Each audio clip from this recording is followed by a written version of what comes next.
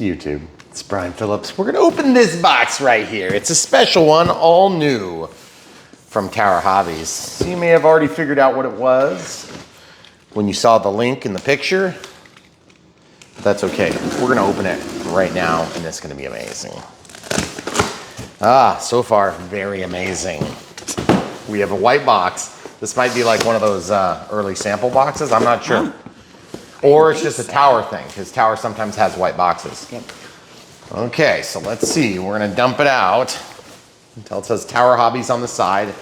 It says the weight. I know what it is, because it's on the end of the box.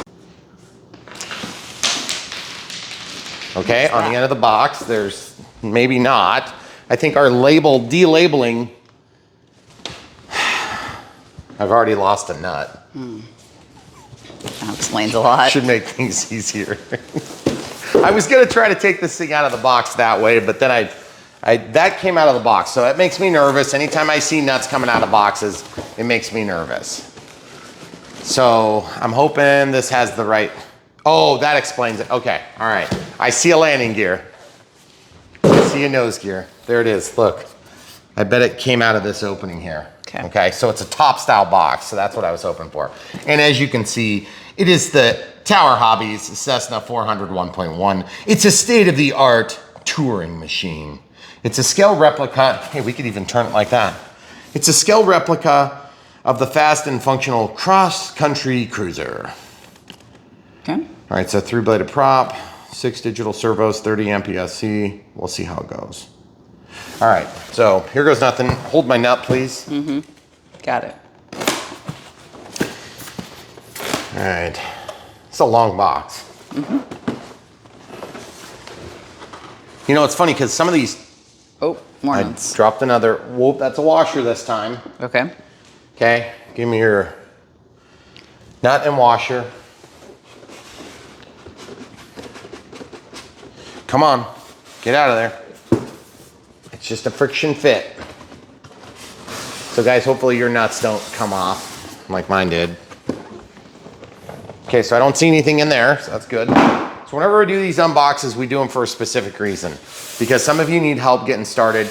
We're here to help you on Brian Phillips RC. A lot of these things the manufacturers take for granted, like you should just know them through osmosis, especially if you're returning to the hobby. A lot of the stuff has changed, and so we're gonna help you, okay? That's why we go through these painstaking videos called Unbox Build Radio Setup. Now, I understand we're not actually physically building these like ARF style or from a kit, but just make no mistake, there are a lot of steps. You may not know how to do them, but they're relatively easy steps in most cases. So we lost our nut and washer. We're gonna find out where they belong. I bet they belong right there. Oh, that would make sense Almost certainly. That's gotta be where it is. Oh man. That means that some of you guys might lose your nut and washer in shipping. Ugh, that would be terrible. Okay, so I'm gonna just, maybe what we can do is we can find our RTL fasteners kit and we can see what thread count that is. Well, you're gonna have this. Yeah. So you're gonna have to potentially find a nut. If it gets out of your box, that would suck. I mean, mine was in the box, it's just, I could see a time and a place where it doesn't stay in the box. Yeah. So we're just cutting this thing open. Plenty of good foam design here. Ooh, we've got a piece.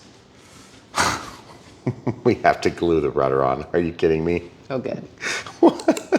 Why? Okay, so that's nice. This is plastic, a really nice finish. So we're gonna see how that goes. 3-bladed prop. So Tower Hobbies is a little bit different than Horizon.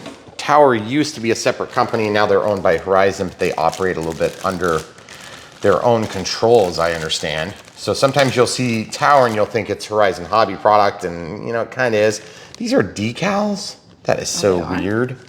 Yeah, decals. Yeah, I don't even know what size prop this is. Ah, there it is.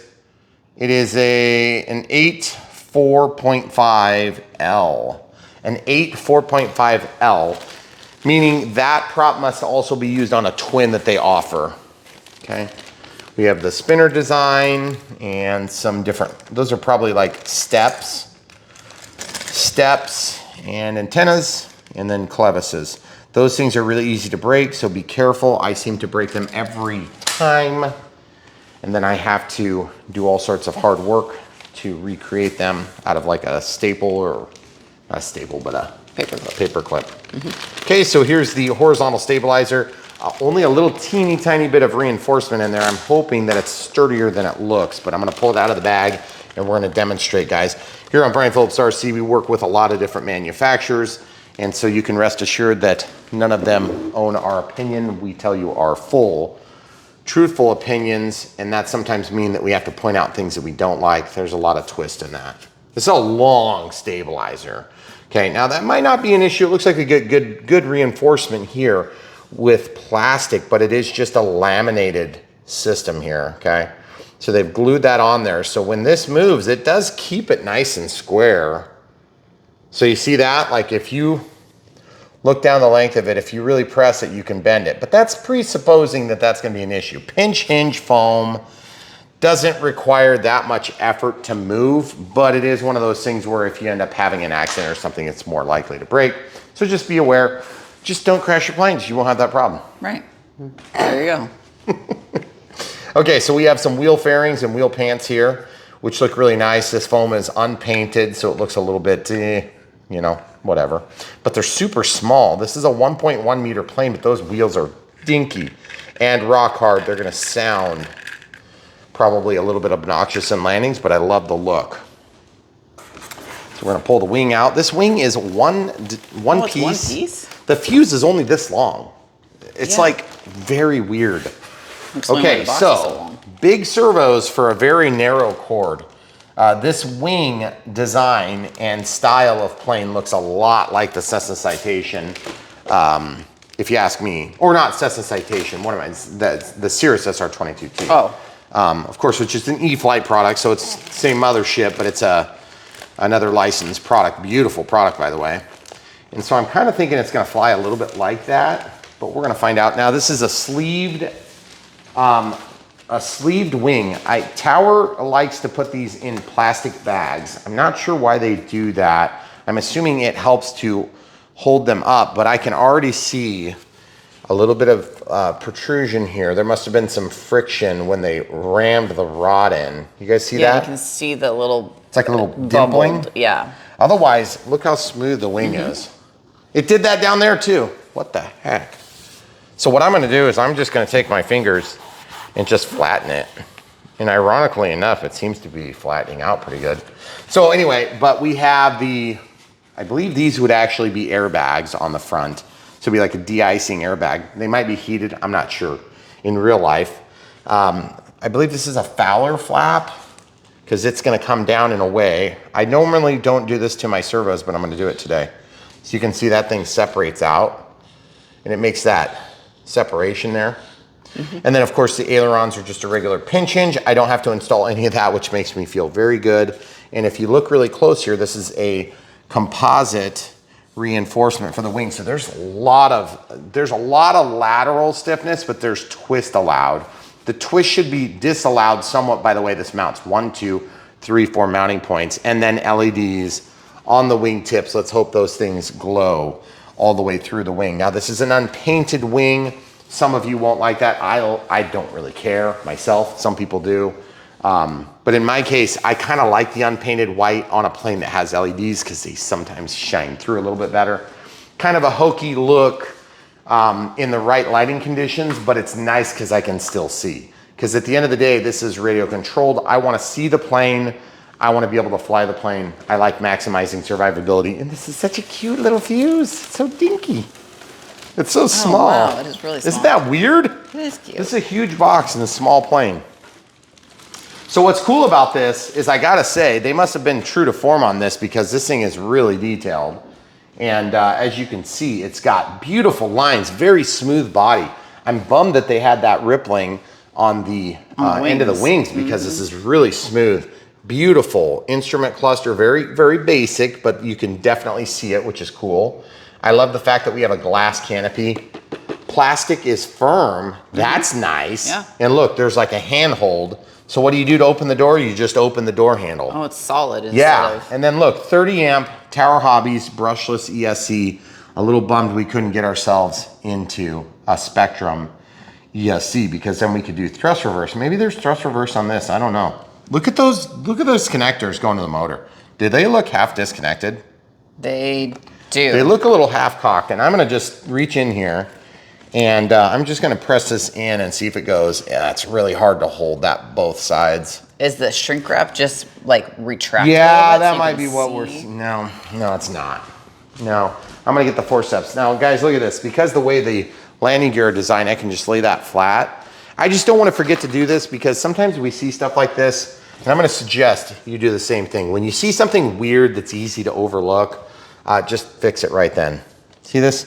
I'm gonna grab the black portion on the thicker part, and I'm gonna take these bent forceps, and I'm gonna just push this together. Oh yeah, it was not seated. Hold that tail, please. This one here might be heat shrink, but we're gonna find out. Now, I'm not saying it would have come out, but it's just a little bit reassuring to know that that's got full penetration because, you know, you don't wanna have half penetration. Because if that thing pops out in flight, you'll be screwed. Yeah. Granted, what's gonna cause that to come out in flight, you know? Let's be honest. Crashing. Exactly. You're screwed either way.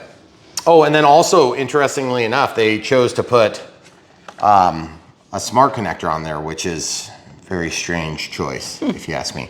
I wonder if this is actually just an Avian ESC that's been rebranded with a Tower Hobbies branding label. No, because it has the yellow cable on the throttle. Oh, so it has a thrust reverse. No, because Avian ESCs also have the yellow wire. For programming But sometimes. different firmware. Right.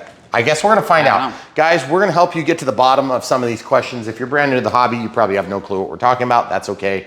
We'll get there and we'll actually share all the details. So plastic around each of the items, which is pretty cool, except for, this is a really nice battery tray. It's made of wood. It's just kind of a strange design though, because you see how this wire comes out? There's a gap between those two trays. Oh. I'm trying to figure out, why is the ESC just flopping around in here? Is there a spot it's supposed to be and I'm just missing it? Because I see there's a magnet right here, it looks like. See that magnet? Mm-hmm. That's for the canopy though, right? Is it? Yeah. Yeah, I don't know how that would... Oh, no, No, it's not for that. That could just be a counterweight. But if it's a counterweight, that seems like a weird place to put a counterweight because it's off to one side. Maybe they had some tendencies they were trying to correct. But either way, it's a beautiful looking plane. I'm super annoyed that I have to put the tail on because look at that. We have to glue this on. I mean, again, not a big deal to put 3 drips of CA and put this in there. But at the end of the day, it feels like they already have some contact adhesive on there. Maybe all we have to do is stick it in there. Feels like they got some China glue on there. Huh. All right, so these definitely go with the prop, almost certainly now, okay? So let's lay this down. It works really nice to lay it flat like that. We're gonna repack, clean up, and come right back with a build. All right, so we're gonna fly on 1300 3S. And so this is the 1300 3S that we're gonna use. It's from Spectrum, it's a smart pack. Obviously you could use a dumb pack if you want. It doesn't have to be a smart pack, but just keep in mind if you were to use something else, you know, like a Venom pack or whatever, just make sure you get yourself an adapter because they went with an IC3.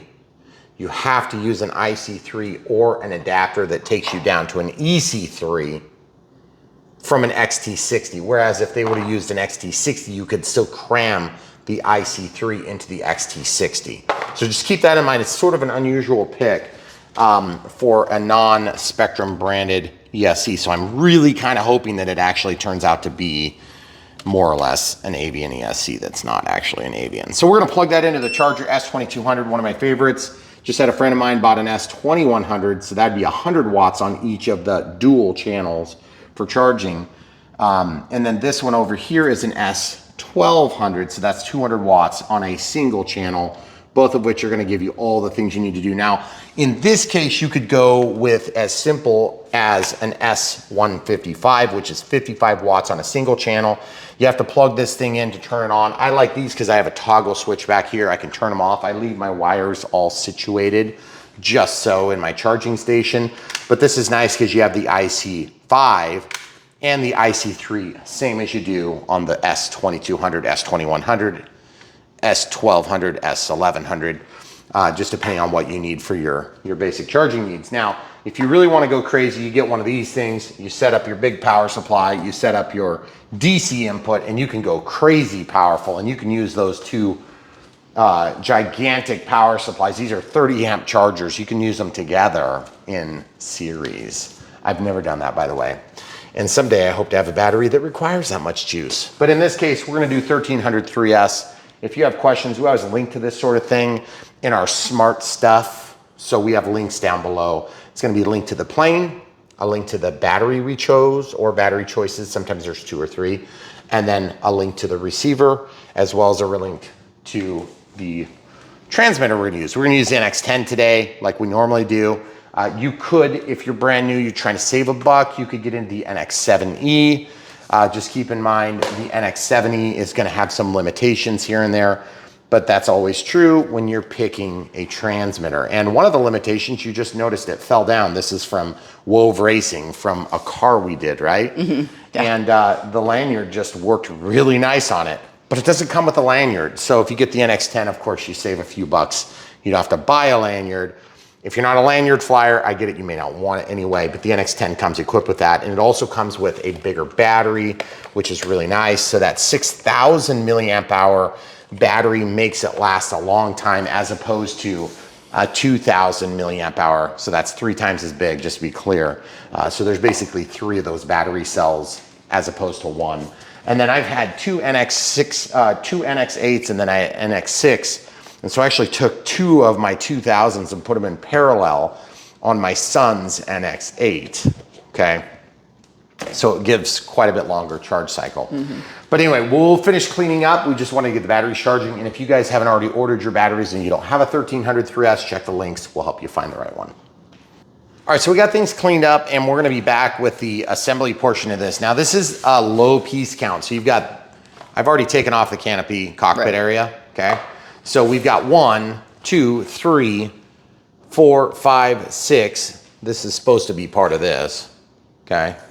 And then a bag, so 7. That's really pretty good.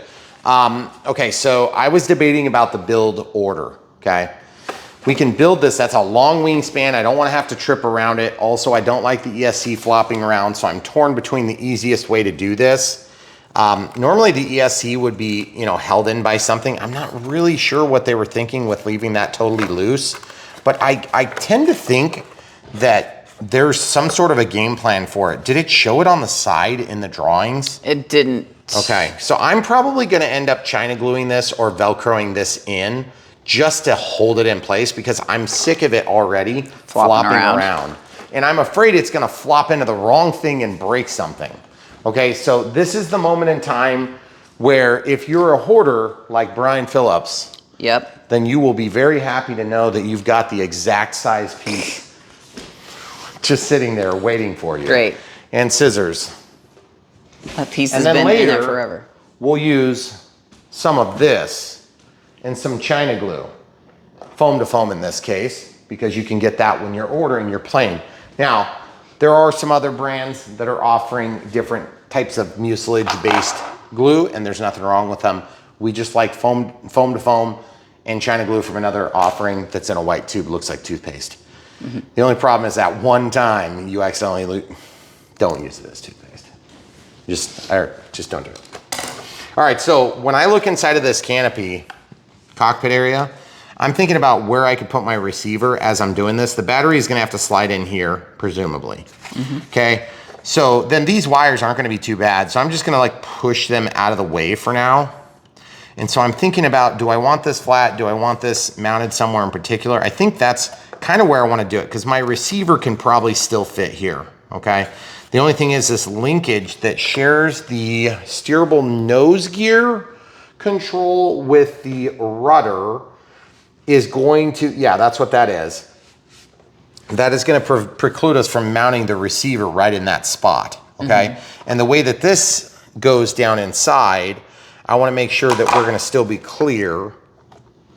So I think the Velcro is a good idea. Okay. So as a means to an end, and we'll come back to this, there will be some battery tray work to do. Okay, so normally I don't like Velcro on my batteries, but I don't have a huge problem with putting them on the ESC. Now, the other thing you can do is if you don't want to use Velcro, you can just straight up glue that thing to the side of the cabinet, okay? So just keep in mind when you glue it, you see these wires? See these wires that go to the motor? Mm-hmm. You may need to kind of slide this forward so that that's out of the way so that you can get in there and load your battery. So I'm kind of tempted to push that way up there so that it's a little bit further forward. Just keep in mind, the other factor that's gonna be a little bit challenging to do at this point is making sure you're not gonna shift the CG too far forward or too far back, okay? So I think what I'm gonna probably do is I wanna just see real quick while I've got this thing loose, and it's still easy to manipulate and move around. I'm gonna just see if I can put it on this other side, and obviously we'll give you guys a shot of whatever we do. This rudder wire can be moved. I just wonder if it'd be wise to put it over here.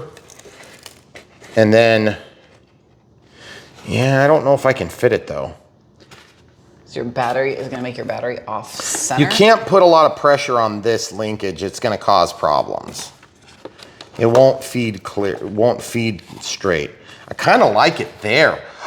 Ooh, maybe that's what I should do. Maybe I should zip tie it on there. Show the people. Maybe I should zip tie that on there. Why don't we do that? To that rudder? Yeah, well. Cable thingy? Yes, to the rudder thing. And here's why. Because if I do that, then it's gonna basically give me the best of both worlds. It gives me the flexibility to put the receiver on the other side. And also I noticed that counterweight is on this side. So it leads me to believe that possibly the engineering staff was thinking that's what would happen. The ESC would be mounted over there. And then they decided to use this linkage design instead. So I'm gonna go ahead and, when you have a zip tie you're trying to get through, there's a bunch of different ways to skin this cat. So I'm gonna just slide it under and then rotate. See how that made it come out perfectly? Speaking of cats. What are you doing, cat? Look at this cat. Look at this cat. What are you doing? What are you doing? That's how she gets to her food without having to be on the floor.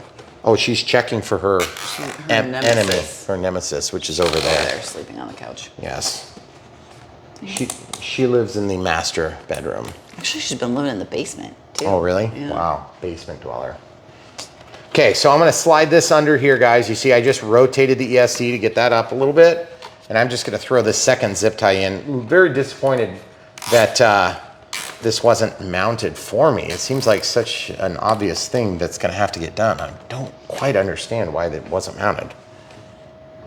So also, if you're anything like me and you love having your hands cut when you get next to a zip tie, don't terminate your zip tie there because you're gonna be loading your battery all the time. Oh. But anyway, as you can see, now that we've done that, this will be held tight and there's also good airflow around it. So it's actually worked out pretty nice. I'm happy with that. Okay. All right, so the next step in the assembly is gonna be what, camera crew? Well, the first step that they recommend is the horizontal stabilizer, gluing that in. Because we have to glue it? Yes. Okay, so But you were debating. Let's talk about glue, okay? I don't necessarily want to have any trouble with this, okay? So there's a thick part and a thin part and it tapers. There's this thing, so you have to go from this side in, or you have to go in this way. Well, you can't go in that way because look at the bite. There's a bite there. So you have to come in sideways. And I don't have any glue on there yet, so as you can see, once you go in sideways, you're gonna have a pressure fit. I'm gonna pull this up just gently, and then it goes in no problemo, okay? So once it's into that position, you're good to go, right? Well, but you gotta get glue in it.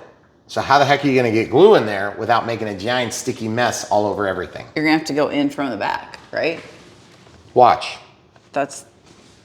If you go in from the back, you can go in from the back, but you do have to hold. I'm using my forearm to rest on here and I'm pulling up. See that? It opens up so that you can get it in there. They're suggesting using medium CA and I'm saying China. You have to use China glue. You can use medium CA if you want, if you're into that sort of thing, but I'm using China glue. Why? Because China glue is what China would do. And I like this stuff. Foam to foam. This is made in the this is made in UK. Okay, so there's a little bit. I gotta clean my tip. My tip is so dirty. Gross. I know. So look at this. See? This stuff is really good glue. I've been very happy with it. It's been a good experience to work with. And the competitive offering, it also works fine. I don't really have a huge problem with either one. I like that this is a little bit clearer. This aluminized tube tends to over squeeze a little bit. So when you're done, the glue kind of keeps coming out. So I'm just gonna reach in here and just slather a little bit in there. And some of you are probably thinking, why don't you just use CA like the instructions say? Well, first of all, because I'm obviously an RC rebel. A hard time following instructions. Yeah. But secondly, because I have built a lot of planes and I like the way that China glue holds better.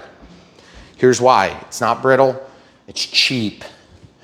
The tube doesn't dry out like ever, unless it's from Hobby King. Right. And in this case, I'm just spreading it, making a contact adhesive slather. So it's kind of like if you were to lick an envelope, that's a super, super sticky tack. Okay, so once this is spread, you can barely see it, which is good, but also bad because like you want to know you got it on there.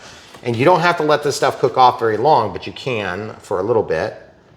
And see, I'm just working this. I just picked up that pile and put it on the top, and then I'm going to be careful to just keep it on the inside portions. Now, if you were to put a couple of drips of CA, is there going to be anything wrong with that? No, not really. You don't want to try to get in this because I think that is going to be for clearing the elevator. But I do want to try to get to the edges. Now, the other thing too is if you guys are new to the hobby and you don't understand what China glue is, it's basically like, it's like rubber cement when you were a kid. And the thing I like about this stuff is that if you make a mistake and you get it on there, you can usually wipe it off. But full disclosure, if it's on a painted surface like that, you might be a little bit stuck, okay? So be careful how you do it if you do it. You can also take and use CA accelerator to wipe that off. And I'm gonna show you that right now because I happen to have CA accelerator right here, which is Instaset. In this case, this is a Bob Smith Industries. Whatever brand you got, it's gonna work the same. So I'm just gonna take and dip the tip of this, oh, son of a biscuit. I dropped my whole Q-tip in there. Good thing of your forceps. I was just excited, just stuck the whole thing in. What the heck? Now it tipped off to the side. No, I see it. I gotta get my bent tip out. Guys, forceps are lifesavers. You know, you come here to see a new plane and you get the whole 9 yards. See this? Dang, that's a lot of CA kicker. So also, there's one thing to keep in mind about kicker. This kicker will break down your China glue, okay? So I wanna make sure I only get it on that spot. Just a little bit. No, you don't have to hold it with forceps. It's just, I don't want to get that stuff on my fingers. This will also break down paints if you're not careful. So you don't want to leave it on there for too long. I'm just going to throw that one away like a smart feller. Okay? So once you get done with that little bit, you can take and wipe this very carefully and it should break down the glue. And then look, most of it came off on the rag, but you just got to be careful you don't lose your paint. Okay? You see? Look how nice that is. It came off literally to a perfection level. Yep, that was good. Okay? That's why I show you this stuff, because some of you guys are picky like me. You want your planes to look good. Hanger rash is a reality we face with foamies, but you don't have to make it any worse than it has to be. Okay, so the other thing you can do, if this gets too tacked up because you end up making a mistake and it doesn't feel like it's tacky, trust me, it's still gonna work, but you can add a new layer on there. Like, feel this? Like it doesn't even hardly feel sticky anymore. Barely. But watch what happens when I put this surface to surface. It's gonna be hard to get it in here. I might have to lubricate it with more glue, okay? So I'm gonna hold this open and stuff it in the hole. Okay, now, full disclosure guys, I probably can't get that out right now if I wanted to, okay? I haven't even let it set for a second. I could go fly this right now. Yeah. Okay, look. Okay, CA, I'm not saying there's anything wrong with it. I use CA all the time. I have kicker right here. I have CA in the same drawer I got this from, okay? So that's perfect. Get your placement, it's done. That's why I like China glue. Okay, all right, continuing on to the next step. The next step technically would be to slide the rudder in, okay? Yes. In untypical Brian Phillips RC fashion, we are gonna dry fit this, meaning we're gonna like use precautions of skill and effort. Oh, or not something. Those. Okay. You know what's funny about this? There's totally glue on this, meaning I know, the manufacturer changed their mind. but it says to put CA on them after you get them in. I'm dry fitting it. And it feels like China glue is in there already. But you guys see what's going on? You have to start at the top, work your way down, rock them in. See? Just like that. Now, I did not put glue on. And I just want to tell you something.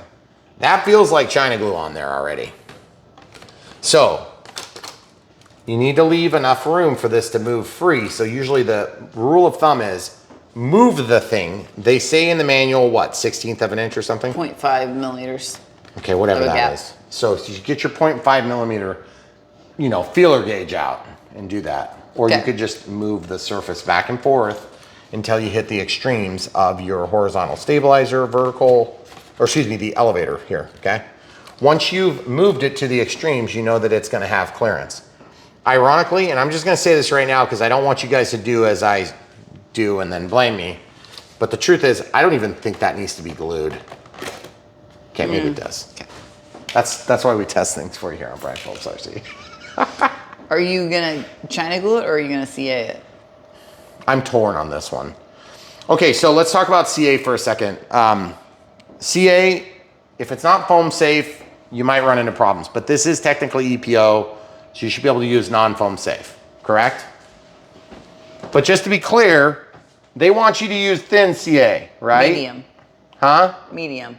Medium? Yeah. No, they said medium for the tail.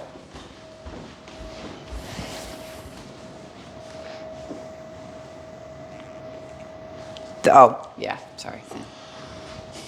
What just happened there? Can we I rewind was the right footage? and you were wrong. What? Who was what? And what was? I was right, like always. No. So this is thin CA. This is also foam safe. Okay. Is that open? It's not. It's not. Okay. What's your answer? So it's not opened, but I have a way to steal a drip. But you need 2 to 3 drips for each hinge. Okay. So you need 9 drips. 2 to 3 drips for each hinge. Okay. Yep. So there's 2 or 3 ways you can do this. One, you could just be a normal person and you could open it. So not that. So we're definitely not going to do Definitely not gonna do that. Because here's the thing. Every time I open my CA, I feel like I'm using 2 drips of it and then it just dries out. It ticks me off because this stuff is expensive. And I never buy the small package because I'm trying to save money. So I'm a cheap ass. So you just use 2 drips and then let it dry out. Watch. I don't want to have any ambiguity here. Okay, so right here. So right here, crack it opened. Okay. And then we'll just untwist this. And you're like, don't spill this, because Yeah. I'm gonna tighten this back down. Watch how runny it is. It's like water, okay? So what I'm gonna do now is I'm gonna very carefully, I'm gonna be prepared, and I'm gonna have to go relatively quick because the CA is fast setting, okay? So I wanna get that in there. I mean, it is gonna go really quick. So I gotta be able to do that weird process quickly. It says you're supposed to put it in and then drip it in the hinges, like in the Yeah, I hinge know. opening. I know. So you're not gonna do that? No, because Okay, it's just checking. and I'm gonna struggle on camera Okay. to show you guys All right. how to do it the cheap way. Okay, and when I spill this whole bottle of CA, you're gonna be like, that was so cheap. Please do not say those words. If it happens, okay, watch. Give them a close up, okay? Trying to stay out of the way. Dip the tip, get it on there. There is totally glue on these hinges here. Okay, so you see what's going on here? So I got thin CA, but it's only on one side, right? Oh, jeez. Yeah, I know. So now what I gotta do is I gotta take my plane, carefully tip it on its side. Guys, these are the stupid things that you have to do when you build planes, and nobody tells you about it until you're 17 planes deep in it. Okay? So you see that? It just wicked it in. It just wicked it in like John Wick style. It was like kung fu fighting.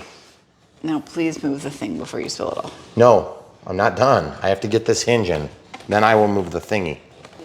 Why does it feel like it's not sitting straight? I don't know. There we go. Okay, so you see what's going on now? The CA is in there. It's in there. Everything is fine. The hinge is going to be perfect. Now I'm going to carefully pull this out. And I'm going to take my side cutters, and I'm going to cut this gluey tip off into the garbage can so I can save the gluey tip for later. So there you have it, guys. I have stolen some thin CA to accomplish my goals. Now, some of you are probably thinking, but you need thin CA on both sides. Yeah. Actually, it said only on the right side, so you just did the left side instead. Because Did I really? Why didn't you tell me that? It said to lay it on its left side and then glue from the right. It doesn't matter. Do you know why they said that? Why? Because that's where the pull side's from. What do you mean? Look at the linkage. Oh. Guys, I just want you to understand how amazing it is to have a helper who knows critical information right at the moment. At the moment when you need it. You weren't listening to me anyway. And yet they don't say something, but they say other things. It's just like this video. All right, so now that that's in, it's glued. I could also just cut the tip of the bottle and just stick the tip in there and boom, boom, boom. Now, if I knew I was gonna build like 14 planes in the next 3 weeks, then I would do it. But it never seems to work out that way. Because as soon as I cut that tip, I won't need it for like 7 months. And I'll go back and it'll be like a rock in there. All right, so the CA should be setting up here pretty quick. It doesn't take very long for that thin CA to set up. Might be, 10 seconds, 15 seconds. But if in any doubt, you can also apply kicker to the joint. But just keep in mind, kicker plus foam to foam equals no Bondi. And we're not gonna hook up control surfaces yet, right? Just, if you wanted to put this in, just be careful where it goes, okay? So I'm not saying you need this, but I'm gonna just do one drip. I gotta get a big drip. Big drip. Come on, get in there. There it goes. Did it wick? Yep. There it goes. Oh, son of a biscuit. There it goes. And then one drip down here. Yep, one drip. Are you filming this drip point? Okay, it's hard for me to see. Okay, so the drips are in the hole. And so now after just a matter of milliseconds, that stuff should be set up, okay? I like to work the hinge after I do a glue hinge. Why? So that if there's a crispy going on, I want the crispy to not be on the moving part. Okay. So we're good. Okay. That wasn't near as bad as I thought it was gonna be because they had already glued half of it on. Okay. Did they tell us to glue the other half? Okay. Because all joking aside, sometimes it's challenging to actually glue the other side in because you don't know what angle you want the CA hinges in. All right, so what's next, technically? Wing, technically. Technically? Technically. Technically, we're gonna do this then. Of course. So option one, you could use some Velcro if you're into that sort of thing, which I'm not. Or you could do something really smart like, something that's designed to hold your kitchen counter together. Your kitchen counter? Your kitchen drawer together. You're gonna clip that out, right? Nope. I figured you wouldn't. All right, so I licked my finger and I'm wiping this off just for extra gross factor. Why? Because it was kind of like dirty, it had been sitting on dust or something. So now I'm gonna take this Velcro and I'm gonna undo it. They had this like weird thing going on here. I'm gonna unspool this out. That was one of our batteries beeping. Ooh, here's an amazing concept. I'm gonna go all the way out so the strap can just barely touch, right like that. Okay, perfect. Then I'm gonna take this and I'm gonna go right here.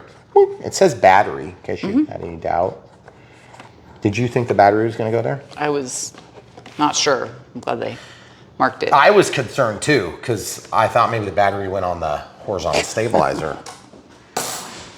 We shouldn't make fun of them when they tell us obvious things, because we're complaining constantly that they don't. Don't tell us obvious things. Tell us obvious things, Yeah. guys. Okay, China.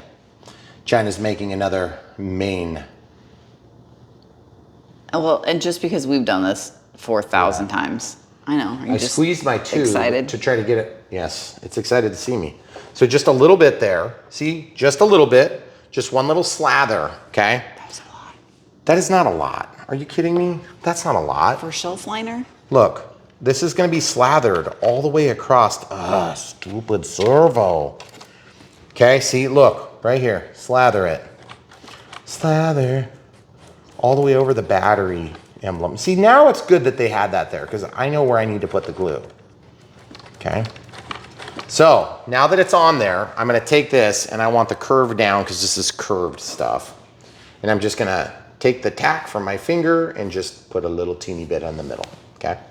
Very simple stuff, very basic application. And you're thinking to yourself, Brian, you are so overthinking this. No, I'm not. Well, I'm not. I mean, because this could save your plane's life. Because otherwise your plane, I guarantee your battery is gonna shift in here if you have a bounce landing. Then you're gonna go around and rip that rudder right off, okay? So look, now it's done. It's done. Simple as that, it's done. Now you can put your shelf liner away.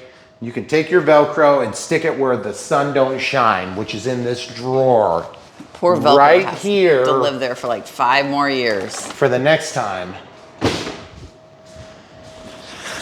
Okay, so the next move is we have to decide, are we gonna do the next correct step or are we gonna skip steps? Well, Just tell people what we're doing. I'm assuming you're gonna put the prop on. I'm doing it. Why would I not do it out of order? We're gonna put the prop on. Here's why. I'm sorry, because people. I don't like reaching, okay? You people might love reaching and your back might just feel wonderful like the day you were born. For me, I'm old. And I know some of you are older, so don't take offense to that. But many of you are younger, okay? So you can take offense to that if you want. I don't want to offend older people. So what we're gonna do is we're gonna move all this stuff and we're just gonna look at this pile of parts and we're gonna see if we can disseminate truth from the pile. The camera crew is going to relocate. See this? Look, we've got obviously that, we've got this. But then we have a spinner involved and the spinner needs to be mounted before the prop can go on, okay? So we're just gonna open this up just like this. We're gonna just like slip it all out like that. And that China glue is gonna come in handy pretty soon when we put all this. Whoa, what's that for? It must be for the wings. Interesting. Here, hold your hand out. Oh, geez. Sharp, right? Sharp. I just wanted to make sure. So there's that. So we have that, and then we have the antenna. I know where that goes. Then we have these. Oh, are these extra clavises? Yeah, what are those for? They are. Oh, look, I can see the tower motor. The Tower Hobbies motor is a 3530, 1200 kV, brushless outrunner motor. Pretty cool. Look at that. You can see it from this side. If you, well, actually, here, I'll turn it. You can. They can see it from this You can side. see it? Mm-hmm.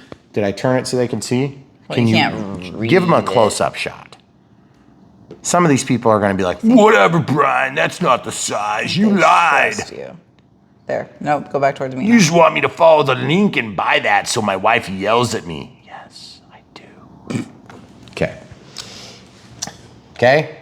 So there's a little standoff. So obviously, let's stick that in there. Whoa. Whoa. It's kind of like, get in there. Is that really where it goes to? No way. You can't be. You can't be serious law. You can't be serious law. No way. If that's it, that's gonna look really dumb. There ain't no way. Oh, thank God. Because that was gonna look so stupid. That was close. Okay, then on with the prop. How do you know what way the prop is the front? Well, this one has decals on it. Well, yes, and there's also markings. The markings are generally gonna be like when you're looking at the nose of the plane, it should be Facing marked out. toward you so that you can read it and stuff. Okay, so then a washer. And then hopefully there wasn't supposed to be a lock washer because if there was, I don't know about it. It doesn't show any of that in the picture. Oh, it's just assumed. Like you guys knew where that went, Right. right? Because it just shows the back of the spinner, the prop, and then the nose cone with a 10 millimeter screw. Look, there's one Which and is probably two. going to be. I have a non-crescent wrench. See, watch.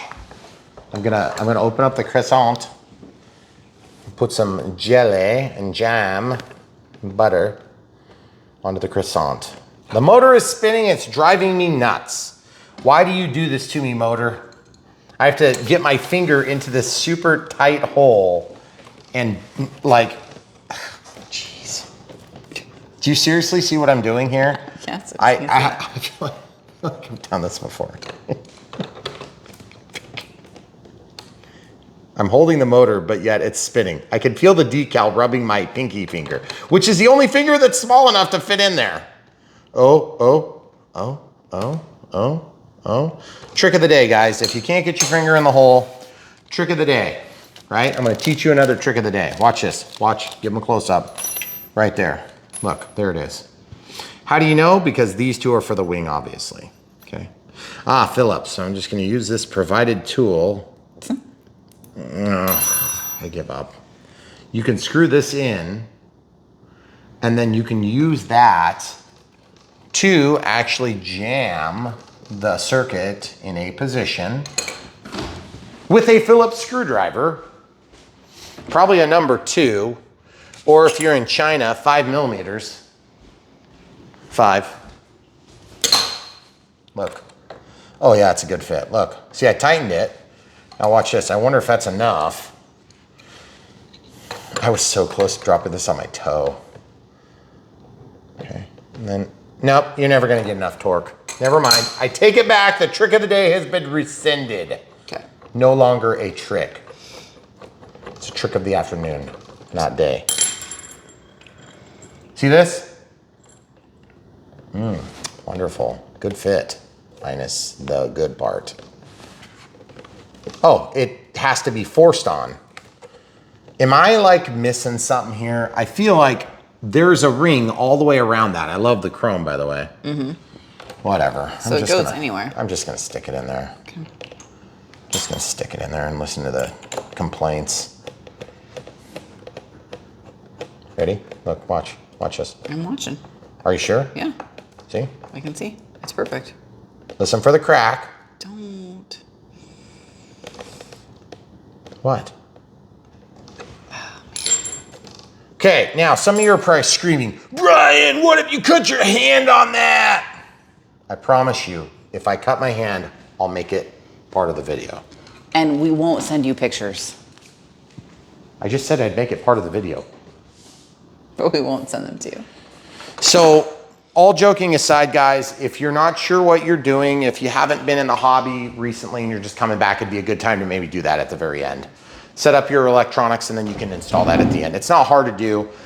My back just bothers me, and so I like to be close to the plane. Makes it easier. If I have this big, giant, long wing, it gets in the way. And by the way, this plane stand, look how much we've pulled this Yeah. in. That should give you an idea. There's a 1,400 millimeter plane.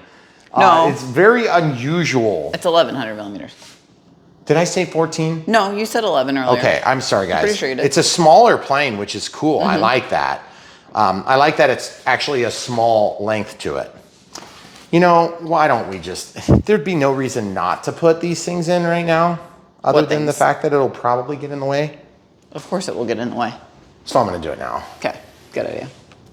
If you guys have to transport your planes, you may think about not gluing these in, and instead of gluing them, taking a little bit of clear tape and wrapping it around the base. I'm just gonna try to put this in here so I don't have to clean up the schmutz on either side, okay? Once you get that cleaned up, I'm gonna stick it in and just slather it and spread it, and then I'm gonna switch it around and do the same thing, and then just leave it like that until somebody complains. Just kidding. I'm not gonna leave it like that. I'm gonna just flip it around. Now, I am going to teach you a trick, and that is to pull out. Seriously, why are you laughing? I'm not laughing. If you pull out, you can let it dry off, and then you can have another go around. And what's gonna happen is that glue will it will cook off. And watch this, even just a few seconds. Laying a tool down, watch this. Whoa. I can barely get it in the hole. Watch. You guys think I'm just exaggerating? Okay, not quite there yet. But even still, it's pretty dang close. I can almost pick up the entire weight. I'm gonna just support this part of the plane. But you can see it's like, it's got a lot of strength to it. Put it in too far. James. I didn't realize it was gonna bottom out. Okay, so now you get the idea, pull out, give you a chance to have the glue set. Now these little pokey things that I demonstrated were at, let me see your hand again. I just want to show them. Just show them how pokey those are. Works? Yeah. These are going to work behind, I believe they go right behind the wing, but we are gonna wait on those because I haven't mounted the wing yet. So we'll do that in the correct order. This bag is a great bag. You could keep this for years and put your spare clevis in here. Clevis. Why did we get extra clevises? Well, evidently they watched one of my videos where you probably broke them. Yeah. And it may have been recent. What's the plural of clevis? Clevises? Clevis? Clevi? I don't know. We're gonna put them right here. Ask Steve. All right, here it is. Lid. Why lid? Because you gotta flip it upside down and it always sits weird when there's no lid. You know what? You gotta be right about that. Of course. You remember how we talked about there was a magnet? Yeah, I do. There's like no way that that's not a magnet. So weird. Before I put this down, I didn't notice this thing. Now I notice this thing. You didn't notice that before? I didn't notice it until I literally. See, look, now there's an antenna in the way. Oh, it's perfect. It's literally perfect. Okay, I'm gonna push that back through, the one that I stuck in there. Now, the wing, this is gonna go super smooth, guys. This could be like a 5-minute build if you weren't making stupid comments. Right. That's what people are thinking. I know they are. It's yeah. all right. Just remember, you're watching amazing artwork here. Pull this off. Keep that one too. Yeah, for sure. I'm a little bit torn on this. That's a lot of crap going on there. One's for flaps and one's for ailerons. What the heck is going on with the flap splitter? Why are there some LEDs? I know, but like, why are there so many of them? I don't know. Jeez. I just hope I can fit it all in the hole. Well, I'm guessing they thought of that. I'm kind of guessing that it's possible this needs to be glued down so it like actually does fit. Because look at that. That is a giant bundle of joy. No. Yeah, that's huge. That's gonna go on there flat. Huge. It's huge. I know huge packages. Okay. So, camera crew, whenever you're ready to admit you're wrong, just let me know. In the holes. In the holes. Oh my goodness. Look. Oh, hold on a second. I want somebody to explain to me this. Look. Look at this. Look at this. Look at this. Look at this. That's kind of tight. Look at this. They can't look when you have it that close. Look. How the heck are you supposed to slide that in? It doesn't even make sense. I don't know if I should crush the foam here to let that get past, or like that's, I don't understand, camera crew. Somebody needs to tell me how to do it. It is a little bit tight there. It's not tight, it's like designed to be in front of it. But this is a slide-in design. Right, you have to put the pins in. Okay, hold on, let's try this. Look, on that side, I pulled it on the outside, okay? See how I push it in? Now watch this, watch these, watch these. Oh yeah, oh yeah! Except, remember that little problem we were talking about? Well, you're just gonna have to open the lid and pull them through. Okay, look. This is what the camera crew was talking about. And why is it not dropping down? Am I still caught on another extension cord? Probably. I can't see. It's very difficult to see. Guys, I'm trying to do this right for you, but then also I'll show you what I do if I can show it. It's just the cables. Like there's one cable that the connector is still quite literally in the way of collapsing the wing on there square. There, I got There it. it goes. I just had to get my head in there and just wiggle around until there was a tight squeeze, and then it just went right in. I don't feel like it's in though. Did you see what I'm talking about? Maybe if I do the reach around like this, I can just squeeze it down. I mean, it's gonna hold it. I just don't like squeezing wires in there. Because the next thing you know, you break your antenna off. Because you stupidly did it out of order. Right. Just to be a smart Alex. So, you remember the tool that they sent with this kit? Yeah, that you're not going to use. Well, Probably I'm just, two. what I'm trying to say is they did send it with the kit, and it worked out pretty good for the spinner, except it didn't, because it was Phillips. 2.5 millimeters. 2.5? 2.5 millimeters. It's a strange size, I gotta say. Camera crew, if Yeah. you could like put a hand here, please. Because I've only got so many hands. 2, Yes. to be exact. Okay, so once I got it started, we'll just screw this down. Eventually it's gonna start sucking the wing down, as you can see. At least it's a long screw. It's a really nice screw, actually. Very robust. Very fine threads, that's what I like, and they do line up. A little bit more resistance on this side, but it's fine. It's going quick. Then you can just go until this is flush, flush, and then you see crimping. You guys see? Watch for crimping. I see crimping. All right. It's actually been a really easy build. Yeah. My only complaint is the simple fact that the camera crew knew something and she didn't tell me in time to respond earlier. Because we all know how well you listen to me. China glue, okay? Why China glue for this camera crew? Because that's what you always use. Because I will use China glue when I can, but I also want to pay attention to, there is a bit of an angle on this, I think. Yes. Yes. Is there? I think it's an optical illusion. So there's not a right and a wrong. Yeah, something like that. Oh, geez. Try not to stick it in wrong. Okay, so those are going to be China glued. So there's a good chance if they break off, then people can tell me in the comments below that like they told me so. Except they didn't. I just knew they were going to tell me ahead of time. Wait, So. are you going to put the gear on with the plane stand? I'm going to do it without the plane stand. Okay. Okay.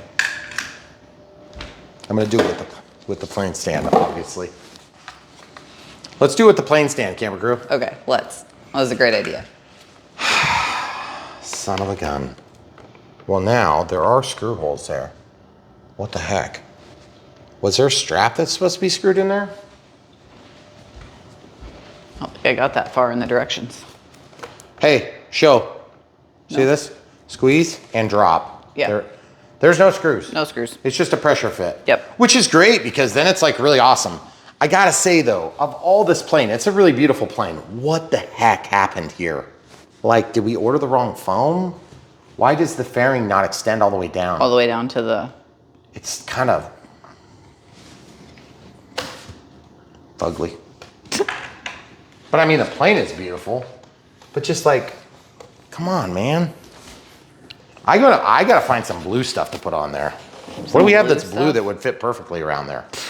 That takes no effort. Yeah, no, that doesn't exist. Oh, really? No. Dang it. So now that you guys can see, we have the plane 99% done. We have to jump into what we like to call our radio setup portion of the video. The radio setup, of course, is going to allow us to show exactly how to set this up with the NX10. Okay, so our batteries chimed earlier, and so we'll be able to go ahead and get the batteries off the charger. We'll get the transmitter, and we'll be right back for the radio setup. All right, so we're gonna set up the NX10 with an AR630 as recommended in the manual. So first things first, pull the staple like I did here.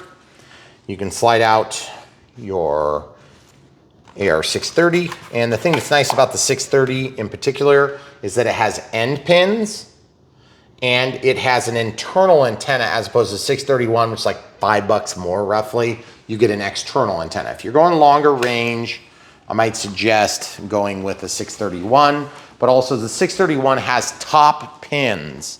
So as opposed to sliding in this way, they slide in this way. So the cabinet is actually just a little bit less long. Okay. So when you were putting that in, could we put the receiver up there between those two, like back there? where? Back here in this spot. Why? I don't know. Then it'd Is be that out what of the they way of the suggested? battery. Is that what they suggested in the manual? I don't know. Did they suggest a spot? Look. I was just thinking it's an open spot. Oh, yeah, like that. Yeah, you can put it back there because then it's out of the way of the battery. Guys, what we're going to do is we're going to mount this right back here. And that's going to be a perfectly acceptable mounting location. Okay, and then the pins point toward us, so they're really easy to use. Now, admittedly, on this plane, I originally was thinking that we would probably do it here. But to be honest with you, Megan's idea is pretty good. So we're going to go with the Camera Crew's idea. All right? So you can glue this down now if you like working hard, or you can just not do that, which we're not going to do that. Okay? Let's talk about this big bundle of wires real quick. I got to sit down so I can get closer to this, if you don't mind. What I'm going to do is I am going to have an aileron Y cable here, a Y splitter. That one needs to... You see what I'm talking about? There's just like a couple of these that just, I feel like they got pinched in the They're foam. kind of stuck, you think? Well, but see, I don't want to pull too hard and unplug the cable. If this servo doesn't work, we're going to know why, because I did that. But if you look real carefully, yeah, see, this one's just pinched in there. Do you see it? It's kind of coming out. Now, that doesn't mean that it's not, you know, like the wing is going to need to be retightened or anything. It's just this one just happened to be caught a little bit. And I need a little more length. Okay, so there we go. So we got good length now. I'm going to undermine that slightly here. Okay. So you see there's a little bit of cable management I'm trying to work through right now.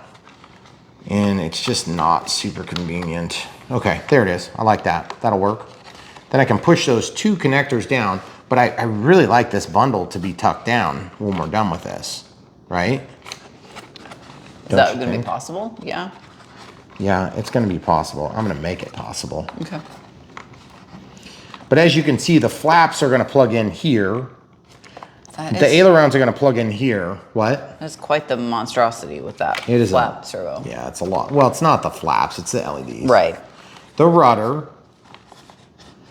And you guys also see what I'm seeing here? When you're plugging this, when you're screwing in your screws, you got to be careful that you don't accidentally rip your wires off. Okay, and then you have throttle, and I don't know, this could be reverse thrust. I'm not sure. We're going to find out, but we don't have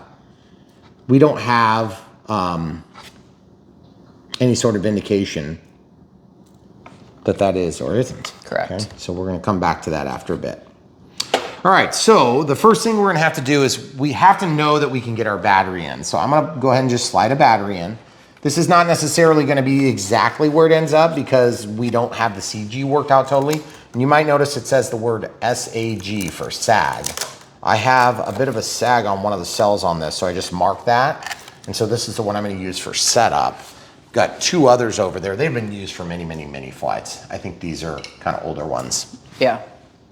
Batteries, all batteries, no matter how good they are, eventually start having something going on, and that's what happened with this one. Well, those are Gen 1s. They're Gen 1s. Been around a while. So the Gen 1s have a slightly slower balancing circuit too. But I like that because I can use my voltage alarm, which is nice. Okay. So I'm going to just tuck that down. Seems like we're going to be really easily able to reach all the stuff we need to reach. So the only thing I'm concerned about is this going up by all this linkage activity. So I'm going to probably, at some point, I'm trying to decide if I want to jump under here and go back, or if I want to go through the center. And I'm guessing it's going to go through the center. Okay. So now our next move is we have to start landing cables. Now I kind of know where stuff goes because we've done this enough times, but I think it's better to show you how we establish where things go, okay? So I can lay this down. we have to build our profile before we know exactly where each of the wires is going to hook up. And so in order to do that, we're gonna go ahead and power on our transmitter by pressing this button. Looks like a spectrum symbol, it's gonna light up. And then what we're gonna do is we're gonna wait for it to initiate. And it's gonna pull up the last plane that we had. I'm gonna hit cancel and back. I'm gonna scroll way to the bottom and I'm gonna go add new model. And I'm gonna create a new acro. Now, in the manual, if you wanna follow along in the manual is probably gonna be closer to what we see from eFlight, so we'll let that do its thing. It also tells you on here where it's supposed to be plugged in, but I don't know how they know that, because they don't know how you set up your plane. Do they even have that? 35 to 40 millimeters for the center of gravity. If they do, it'd be like way back at the beginning, but I don't think that's the same setup. Yeah, I don't know that it is either. There's your blow up, but it doesn't even show a washer.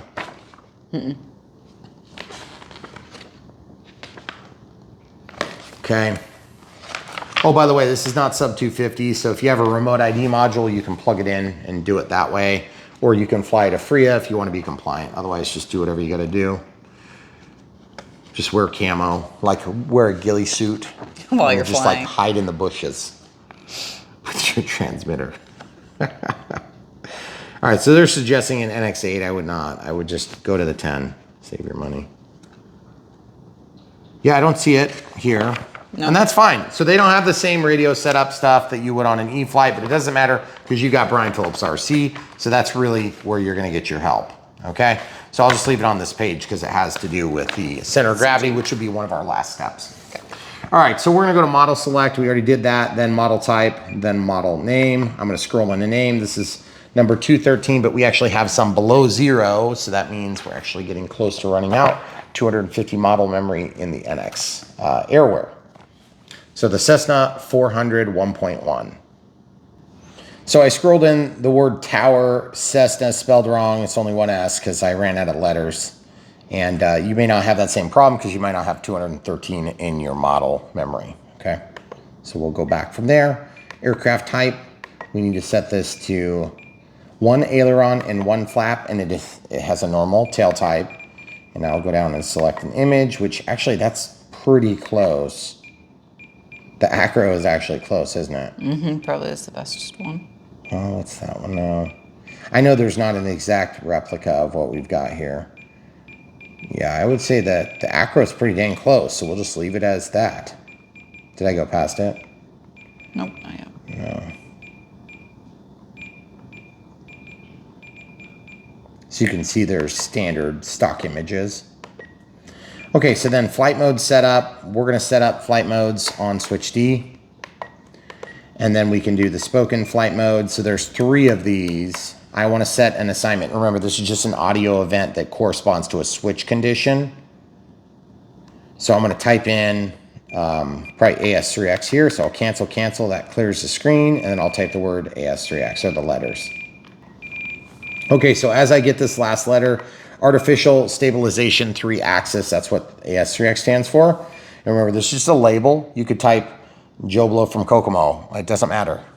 But then this is an audio event that's going to call out every time that this event comes up.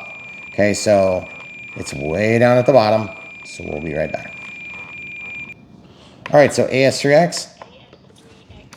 Then this one's going to be off. And then this one is going to be safe, sensor assisted flight envelope, which is auto leveling, which is also going to have AS3X on. Okay, so this one we're going to highlight, we're going to cancel, and type the word off. Okay, so you've got the word off, and then we can actually set this to say off as well. And what's going to happen is every time you change that switch condition, there'll be a displayed value on the screen, and then it's also going to say the word. So like, and I have to initiate it with the test, but in normal flight mode, it will just say it. So you'll know exactly what mode you're in and there won't be any ambiguity, and we'll help you set all that up. But just keep it in mind, these are just labels, okay? So they don't actually make any of the settings occur, but they're feedback to you as the operator. So you can skip all of these steps if you don't want the labels. I'm gonna tell you this though, if you're new as a pilot or you're a returning pilot, this is the perfect thing for you to do because you won't remember. You're gonna think you remember, and then you're gonna forget, and then you're gonna make a mistake, and you're gonna end up crashing a plane because of it. So just take my word for it, learn how to do this, and do it. Really handy, okay? Then channel assign, I'm gonna use switch B for flaps. So I wanna disassociate aux2 from B, and then the rest we can leave the same. Our right knob will be our aux3 for master gains. We don't need 9 and 10 on this model. Okay, then we're gonna continue down. We're gonna cancel out of that menu. Then we can click and we can go to servo setup, and look, now we know throttle, aileron, elevator, rudder, gear, flaps, okay? So you may notice we don't have a retractable gear on this plane, so why do we have gear on channel 5? Well, that thing's gonna be hooked to channel 5, unless that reverse thrust thing works. Works, yeah. Okay, so monitor mode. If you scroll over one, you can see it right there too, which is really nice. So that's where we're gonna look for our next step, which is where we actually hook up the wires, okay? So, as you know, we need to let the glue cook off for a minute. So this might be a little bit annoying because we're gonna have like these relatively short cables hooked up, and I'll have to get glue on the back of here if I'm gonna glue it on. Oh. You can also use double-sided tape and leave the backing on and then peel that right before you stick it down. But I already know what direction I want it in, and this thing is capable of being mounted here, here, here, here, here, here, and it's pretty much, there's like 20 some odd locations if I remember right. Okay, so you just have to teach it what position it's in at some point, okay?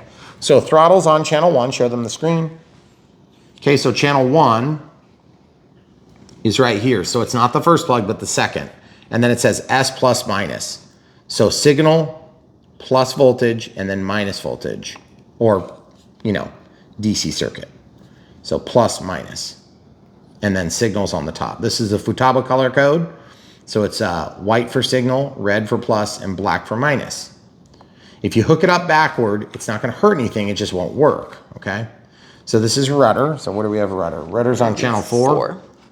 Okay, so rudder's gonna go out to the fourth one, fourth plug, and I always like to pull those back. I don't mind having labels, I just don't want them in the way, okay? And then we have, what's this, ailerons? So I'm gonna slide this back while I've got easier access to it, and that's channel 2. Mm-hmm. Okay, so how do we know it's channel 2? We look at the screen or we memorize. In our case, we memorized and we look at the screen to teach you guys how to do it. If you guys like to support Brian Phillips RC and all we do in this RC hobby to help people that are brand new to the hobby, then all you have to do is look no further than the video description where we have links to these planes. You buy from the links, you support us financially, and you don't even have to do it. You can still use your coupons and RC bucks and whatever they've got going on, discounts, all that stuff works still. They just know that we sent you to the website and we get commissions from the sales. Okay, so channel 6 is flaps. How do we know it's channel 6? 1, 2, 3, 4, 5, 6, so flaps. Okay, and then elevator is on channel 3, right? Mm-hmm. Look how short that is, dang. Yeah, that's gonna be like our limiting factor. Okay, so as you can see, this plugs in here. Now, I want to talk real quick about the thrust reverse option. You're probably thinking to yourself, what the heck is thrust reverse? Well, first of all, I don't know for sure that we're going to need it or want it on this plane. It's a relatively small plane. But, yeah, that is tight. You see that one cable? So annoying. There's always one stupid cable. Okay, so then this is going to go right there, and it's just going to stick down. It's going to look glorious, okay? But in order to stick it down, we got to glue it. But before we do that, why don't we just, for grins, we'll just make sure that we have enough length on this. So I'm gonna pull this out in case we do need to plug that in. This is just the signal because we already have ground and power going to the same circuit board. And so all this would need to be, if it is thrust reverse, we'll go into gear here. And then that would be signal. Should I just plug it in now? Might as well. It won't hurt anything, I don't think it'll hurt anything. If it's a programming, yeah, I don't think it'll hurt anything. I guess we'll find out if it hurts something.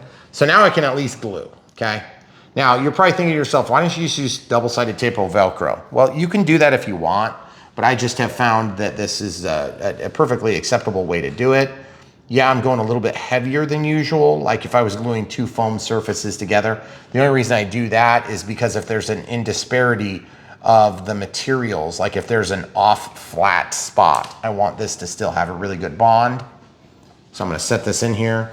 And if you really get right down to it, it's the same as putting double-sided tape on. It's just that double-sided tape has a very thin membrane between both sides. Now, unlike gluing two surfaces together, I don't like messing with the position of this, so I don't like having to lift it out to cook it off, but it's the best way to get contact, okay? So you can lift it off to cook off, or you can just hold it down and leave it in that position. It will eventually stick. It just takes a lot longer for the chemical reaction to happen. So what I'm gonna do is I'm gonna show you the right thing to do, and you guys can do whatever you want. I'm gonna pull this off, and you see there's just glue all over it, okay? So now I just need to let this sit where it's not gonna flip over. And it's not even gonna take that long. It might be 2 to 3 minutes tops, and that stuff is gonna be totally ready to tack up, okay? So in the meantime, I just wanna talk about safety for just a minute. If you're brand new to the hobby, you don't know what you're doing, and you're just learning, and you're not sure how to do this all, I want you to put the prop on after this step. So pull the screw out, take the cover, undo the nut, take the prop plate to the side. If you're just waiting to put it on, you can put it on at the end. It's not gonna cost you any extra effort. I just do things a certain way, okay? Now, I've also been fortunate to not been cut really bad, but I have been cut, okay? So just understand that it is a risk you take if you take it. While this is setting up, what I'm gonna do is I'm gonna mark my center of gravity, because we have 35 to 40 millimeters back from the leading edge that needs to be marked off. You don't have to mark it. I mark my planes because it makes it easier for me, because we have so many different planes. I have a hard time remembering where everything goes. Oh, there it is. So we're gonna take and measure 35 to 40 millimeters with some calipers. So you don't have to use calipers, but I just think they work really nice, and we've had good luck. And these things are dirt cheap. So if you ever want to buy tools that we use in the videos, we have links to what? Supplies. Yep, so go to BrianPhillipsRC.com, and then you can find supplies. Or do we have links to that in like our video down below? So there's 40 plus or minus 5. 35 to 40 plus or minus 5. What? Can somebody explain to me this range? So it's 35 to 40 plus or minus 5. So it's 30 to so 45. It's 30 to 45. Are you marking on the top or on the bottom? Well, it's marked on the top. It's marked from here back. Okay. So it's 35 or it's 30 to 45. That does not seem right. I think that's a typo. That's a big range. That's a huge range. There ain't no way that's right. No way, guys, but I'm gonna mark it anyway. So, as you can see, I use this to pierce the foam to just make a mark. I try to make them about symmetrical, and I have to line up. It's always challenging because this wing tapers, okay? So because it tapers, you have to go 30. That is a huge range. I mean, we've had planes 10 times bigger that don't have this big a range. Guess I'll mark it. Guys, I don't know if you can see what I'm doing here because the camera is not lined up well with it, but I'm gonna give you a shot of this. I don't often do this. When I do this, what I'm doing is I'm trying to follow right here. See how I do that? Take it. And that gives me, that seems like really forward on the wing too. I guess we'll find out if it's good when we fly. And some of you are probably thinking, boy, now you've got a big ugly mark on your plane. Actually, I have 4 of them. So, and that's the way I like it. Why? Because I don't want to wonder about the battery. Also, this is a good time. I usually like to mark, this is all covered up here. So 1300 3S, 1300 3S, okay? And then sometimes I'll mark the absolute position once we've had a chance to test the center of gravity. This is tacked up now, so we can go ahead and go back to what we were doing before. The center of gravity's marked, but we can't really test it until everything is in place. And obviously, if you don't have your receiver glued, that is gonna have an impact on your center of gravity, but not a big one, okay? So we'll slide this back into position. And watch, it's gonna stick down. It should stick down like almost instantaneously. Yeah, like I could barely rotate it. I got it kind of out of square and I could barely rotate it. You see that? It's like in there, okay? You see what I'm doing? I can barely pull it. I'm just trying to even up the sides. So that's why you let it cook off. It makes it work, okay? So now this big bundle, I wanna do just a little teeny bit more right here. See if I can do a little bit of cable management to make this a little bit more desirable experience when I go to fly. It's probably fine the way it is, to be honest. I mean, you wouldn't have to do any cable management.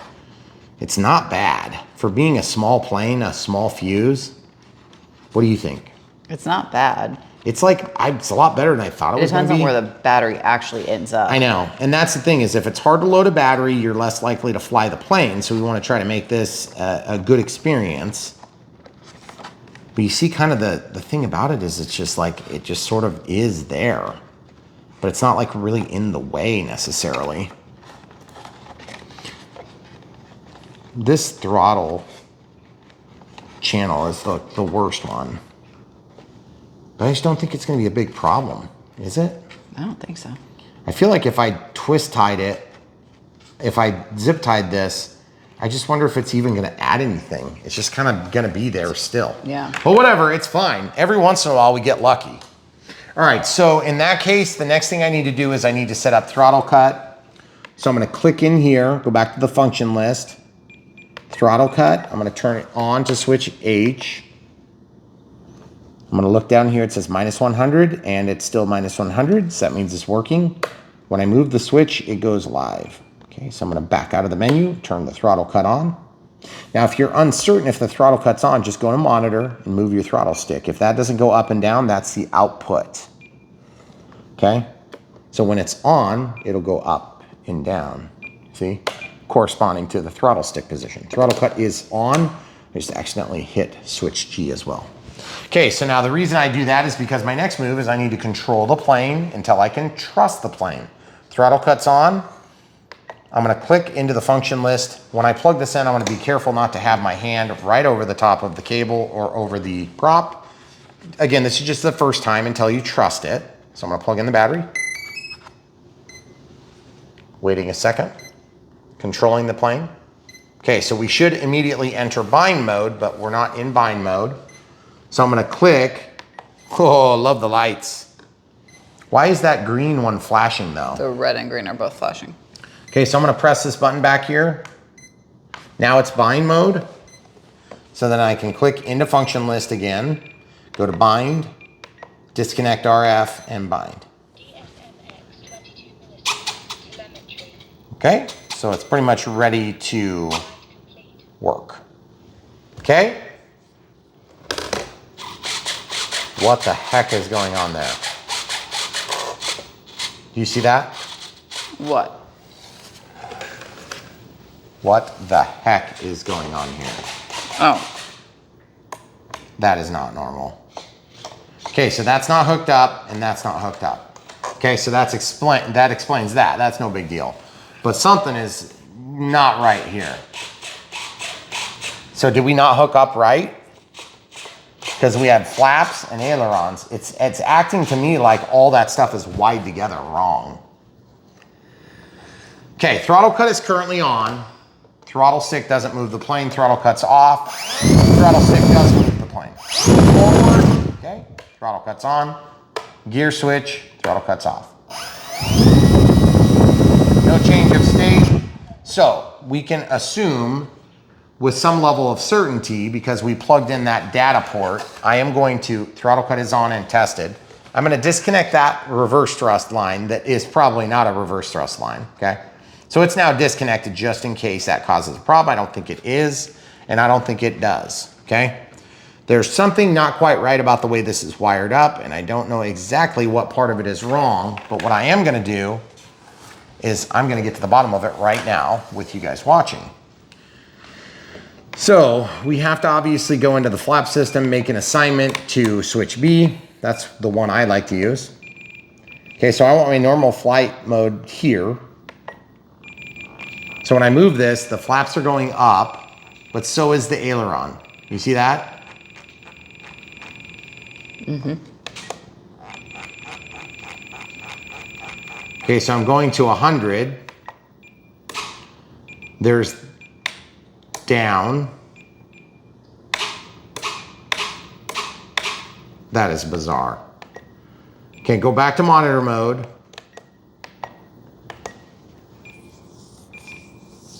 Here's monitor mode. So flap is definitely moving. Ailerons are moving. I'm just trying to decide, is that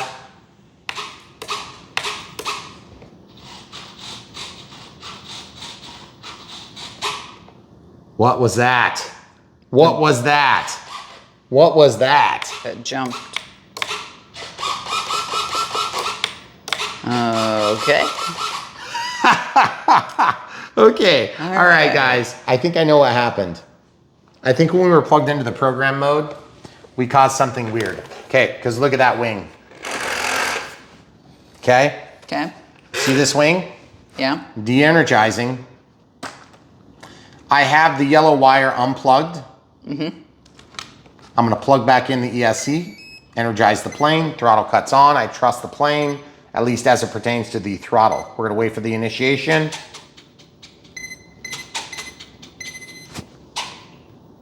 And as soon as it was done dancing, why did it dance with the flaps? The ailerons are working, the flaps are working. Okay, They're so separate. So you can't have that yellow wire plugged in. Let's replicate the problem. Okay. Okay, guys?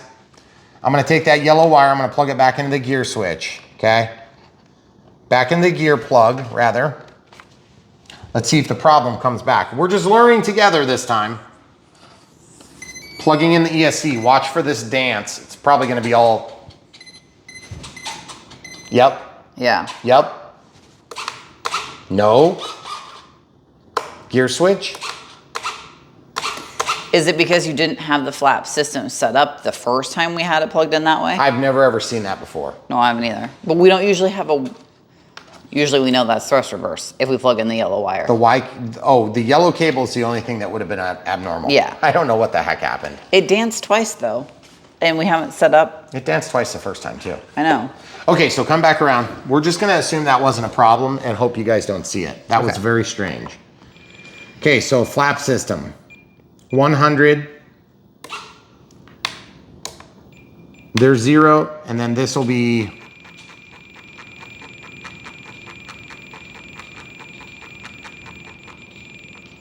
that seems like a lot of flap deflection. Whoa, whoa, whoa.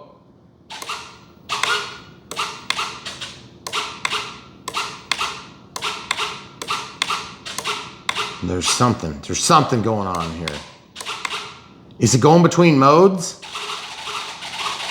Whoa, that's not normal. Okay, so I'm gonna change the speed to 2 seconds. Okay, so everything's good there. There, it's jumped into that weird mode. You know what it is? My sliders. What? What on earth? I'm gonna show you what's going on, guys, and you're not gonna believe me until I show you. I walked out. It's this one. I evidently have something tied to that, guys. Okay, so, whoops. Servo setup. It's aux 4. Guess what? System setup. Disconnect RF. Channel assign. Disconnect, disconnect.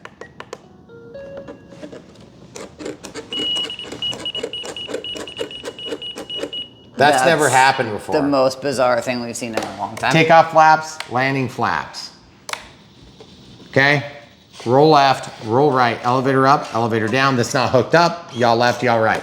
I think we must use the 630 on another plane, and I bet it's still got the forward programming from it. And I bet you anything, we're reusing the 9th channel to turn on and off some feature. So when we go into forward programming, it's gonna relearn the features of this plane, and then it's gonna absolve it of that problem ever having happened. That's why my staple was out of the thing. Because when I opened up the 630, I must have had the staple out already. I feel like such an idiot. That's all right, guys. So you gotta learn how to solve problems. In order to solve problems, you gotta find out where they are. In order to solve problems, you gotta have them. That's why you come to Brian Phillips RC. All right, so the 630 we used must have been programmed for another plane. I think that's what it was. Okay. So anyway, we've solved that problem. It's not gonna be an issue going forward, and you guys probably won't run into that same issue, okay? So that being said, we have takeoff flaps and landing flaps. I don't know how much deflection we're actually gonna need. That's a lot of deflection. Are you hitting the gear? Huh? Are you hitting the landing gear What? with the flap? No. Oh. I'm like a long ways away. Okay. Okay, so we have a 2-second deployment. Then also, in the same flap system, sorry we got distracted there, folks. We have to have a little bit of movement, and I exaggerated this. That should go down. Oh, it's not gonna move because we haven't hooked up the elevator yet. So I'm gonna set this to like, kind of let's just say like a standard, like an 8 and 12, okay? But I just need to make sure that that's right here after a minute. Okay, throttle cut's still on. We might need to plane stand it for this step, I wonder. Because otherwise I don't know how I'm gonna get to, yeah, I'm gonna get the plane stand, I'll be right back. Okay, so now that we know that we're neutral on our sticks, I can just grab this rod and twist out yep, that's not gonna twist.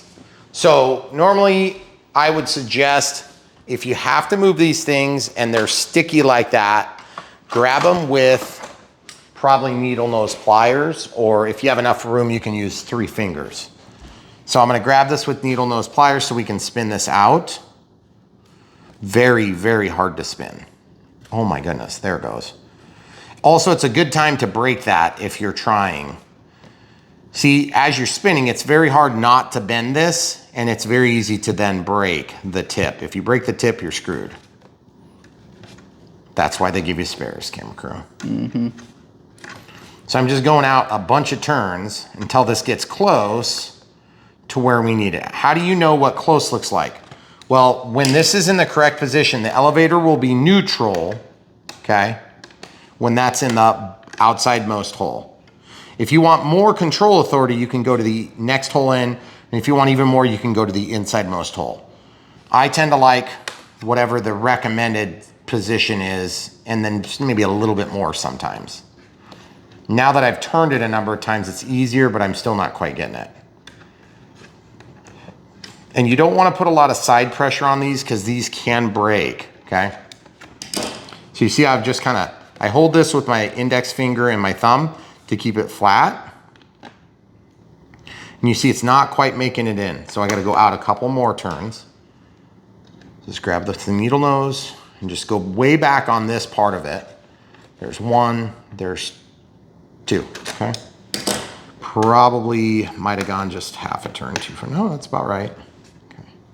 So now we can slide this through, and it's like barely gonna make it. And that head, the head of it likes to break off is what happens.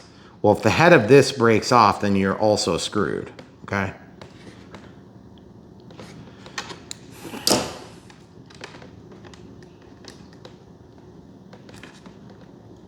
Come on. Trade sides, please. See this? I'm gonna try to do this in another way too, where I can push this through. Okay, good, I got it. Okay. You guys see what I did there? I still have way too much physical resistance there. See, now it's in the center of the clevis. Oh, jeez. I'm nervous because I've only broken them about 20 of 20 times. Yeah. Because when there's something about it. There's cheap ones and there's expensive ones. These ones happen to be the cheap style. That's why the ball link ones are so much nicer. Yes. Well, it's nice, but they're a lot more expensive. I kind of get it, but E-Flight uses a different variety of these things, and they're so much nicer. And I don't understand why Tower doesn't take advantage of those parts.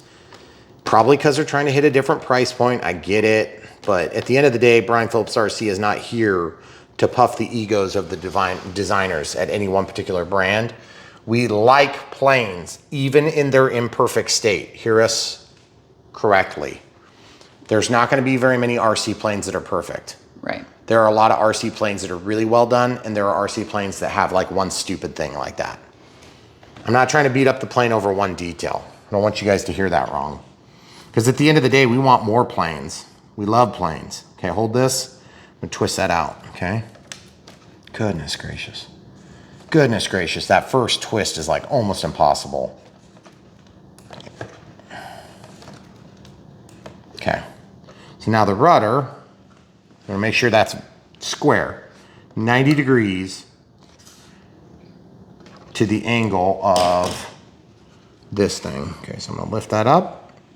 See, now it's pulled that way. So show the people from above. That's not acceptable, Not okay. So we gotta come out, what, like 2 turns? Quite a bit, yeah, at least. Okay, so I can hold this again. We show this whole painstaking process because we want to teach you guys how to do it without help. You know, a lot of this stuff you can figure out on your own, but it's easier to see it if you watch somebody do it once, then you can emulate. Yeah, it still needs probably another half a turn, maybe 1 full turn.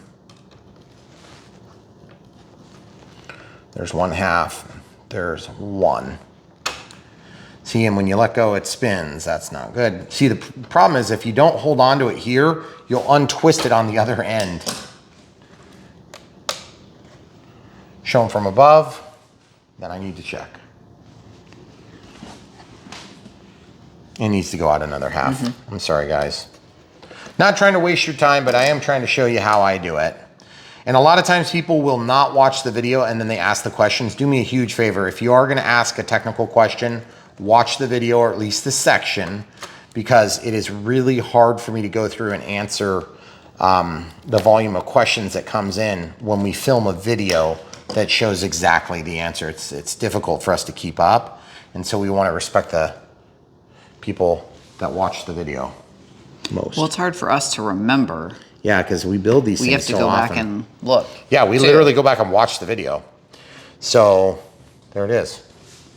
And that leads me to my next point, and that is, guys, when you watch these videos, we put a lot of time into them. Megan is not in love with the hobby. I am. I'm obsessive with it. She just cares about me enough to help support me in my efforts. And obviously, she enjoys aspects of the hobby, just like most people would. But at the end of the day, I love this stuff. I live for this stuff. It's amazing to me. But if you want to support our family, we have a family of 6 humanoids that are depending on your lust for RC. So when you do buy from the links, you help support us. It is a real thing. It really does matter. It really does. Okay, so the rudder is working. Okay. And the elevator is working. And it's going in the right direction, which is kind of cool. Luck of the draw, right? So elevator back. Goes up, elevator down, goes down. Yaw left, yaw right. There's not very much movement on the steerable nose gear though. Well, we'll see if it's a problem. Okay, then roll left, roll right. Elevator up, elevator down, yaw left, yaw right. Take off flaps, landing flaps. And that went down. Now, if you guys couldn't see, I could actually put the lid on finally, which is kind of cool. Let's talk to people about this. This bundle might actually end up being a problem, okay? So watch this. I'm gonna put that little balance lead on top of it. That's gonna hold that down. Then when I drop this in, because there's all this material here, Oh, yeah. drop it in. You don't want it to come off while you're flying. And it doesn't like suck tight into the front very much. You see there's like an air gap, okay? So that is a nice looking plane. I gotta say, this is one of the planes that I saw, you know, and we watch the marketing materials from the companies too. And of all the things that look super good on this plane, I can't get past that. I'm gonna come up with a solution for it and I'm gonna share it. Because this plane is gorgeous, and to have that nose gear thing, I don't get it. Because everything else about it is just absolutely fantastic looking. All right, so back to the radio setup. All right, so now that we have the plane completely together, we have elevator up, elevator down. Okay, yaw left, yaw right, roll left, roll right. If you guys are keeping track, that's 4 times I've gone through the control surfaces. Why? Because I want it right. Yep. Okay, rates in Expo. Okay, so now I'm gonna assign this switch F. We're gonna do 5%, then 10% Expo, and then 20%. And I'm gonna drop my rates back down to 90%. So this is where I'm gonna take off. I can double it and reduce my rates, or I can half it and make it more touchy. If it's not enough to get me to the ground, then I crash, okay? The idea is you wanna set yourself up for success, not for perfection, because perfection can be tuned in over the course of 2 or 3 flights. In our case, we have to be able to get to the ground because we're always constantly flying new planes. You see some of our competitors on YouTube, they're flying the planes for the 15th, 20th time. I don't know what, I accidentally hit the cancel button. I accidentally hit that cancel button, sorry. So it's on switch F now. Yeah, some of our competitors are flying for the second, third times, just like us. Some of them are flying for the 50th time. In our case, we're flying them for the Virgin, the first maiden, sometimes the second, sometimes the third flight, and that's it, and that's all we do. So we don't always have a lot of exposure to them before that. Throttle cut's already set, flap system is already set. We're not gonna do any mixing, but if you're gonna do mixing on a plane like this, you would probably do a little bit of rudder mix. If you're gonna do that, the way you do it is you would do aileron to rudder, and you would just turn it to the on, or you could attach it to a switch. And let's say you wanted it to go to 25%. So when you move the ailerons, it's also gonna move the rudder just a little bit to coordinate your turns. Now, I am not gonna actually leave that on because I don't usually coordinate that way. I coordinate by moving my sticks together, okay? All right, so now we're gonna go into forward programming. This is where we actually make the AS3X and safe shortcuts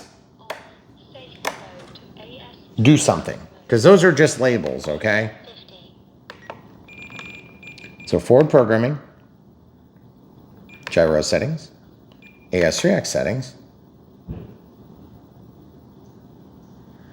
Yeah, we must have had this in another plane because it's already been set up. Already set up. So now what I need to do is I need to go back here and I need to go to other settings, factory reset. Do I want a factory reset?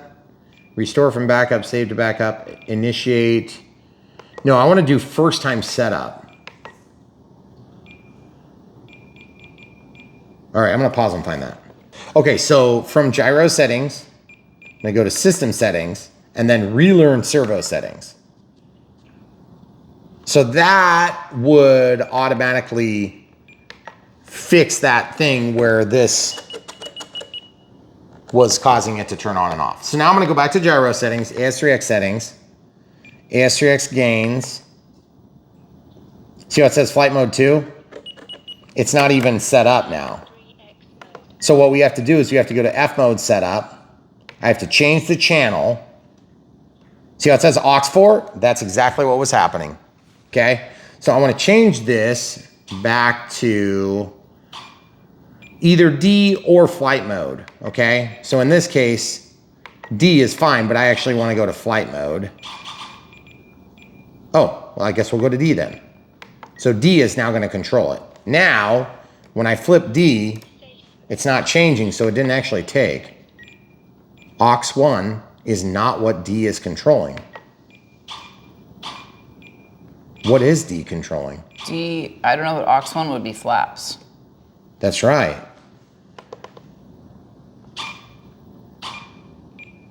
That's very interesting. I never made the assignment. Okay, so watch this. I have to walk out. Sorry, folks. I'm gonna scroll down to System Setup, Disconnect RF. I'm gonna go down to Channel Assign. And you can see that they've reserved aux 1 for the flaps. Well, I'm going to use gear, or I could use aux 2, or I could use aux 4 or aux 5, okay? These aren't used for anything right now, so I could make an assignment to D for this if I wanted. And then that would be like what we saw earlier, because it was accidentally, it was hooked to the left knob. But it was hooked to the left slider, yeah. So we must have had this on something else. So aux 2, whoops, I'm just gonna exercise the switch to accept that. Aux 2 is a connectable channel. No, it's not. Aux 2 is not. It just happened to have been set to switch B. So we'll use that for D. Okay. Okay, now the other way you can do this is you can also scroll this all the way back to the left and it'll be flight mode, which I kind of like to do. Yeah, you've been kind of doing that more. Yeah, so you can do the switch or you can do flight mode, but then if I ever reassign my flight mode, then it'll do both at the same time. Okay, so now I'm gonna go back into forward programming. Now, if I were to do factory reset on my receiver, then I'm not sure what all is gonna get reset, but to be honest with you, it would at least show them the full method. Because right now, we don't even know if it knows the right orientation. I know. If we used it somewhere else. So what we're gonna do is we'll go to this and we'll just do factory reset. Okay, so now, real quick, I just wanna point out something. Nothing on the radio setup is cleared out. The radio is the radio. The receiver is the receiver. The transmitter is the transmitter. The receiver is the receiver, even though they're both transceivers, okay? So now when I go to, like flap system, for instance, it's all set still. And it's still gonna operate all the controls. So we're gonna verify that now. Elevator up, elevator down, yaw left, yaw right, roll left, roll right. And so when I push this over, that wing's gonna go down and this wing is gonna go up, okay? When I push this down, that wing's gonna go down and this wing's gonna come up, okay? So everything has been tested, double checked and checked. The only thing we haven't tested is the percentage basis on the elevator correction. Which while we're in this mode, I'm gonna show you, I'm gonna exaggerate it so you can see it really go down. See how it goes down? That's what you want. On an inboard flap, you want the elevator to go down for elevator compensation. If it's an outboard flap, like a flaperon, then you actually want them to go the other direction, okay? When it's a wing like on a jet, sometimes those wings will do weird things to your flap settings, so I'm not even gonna tell you what they are. It depends on the plane, okay? But generally speaking, you want the elevator to go down because when you deploy flaps, your plane is gonna tend to balloon. And so what you do is the plane's gonna wanna go like this because the angle of attack relative to the line of your flight direction is gonna change slightly. The elevator is gonna correct for that. So then you slow down. So two things happen when you deploy flaps. You increase drag, you change the angle of attack, or you make it able to be changing the angle of attack without gaining speed. Because what do you do to land? You gotta get here and you're here. You gotta go down here somehow. So most planes, when you point the nose down, the plane accelerates. So what do you wanna do? You wanna increase drag so that you slow down, or at least you don't add speed. Now, the other thing is your glide slope. You can go further out and glide the plane from a further distance. This will also allow you to have a slower stall speed where the wing no longer provides enough lift to keep you flying, okay? Instead of falling. Okay, falling is one thing, flying is another. So, 8 and 12 is where I'm gonna leave it for now. And then we're just gonna go back into forward programming. Gyro settings. First time setup, there it is. That's what we were looking for. Okay, forgot my flaps were down. Make sure the plane has been configured, all the stuff is set, which we've done.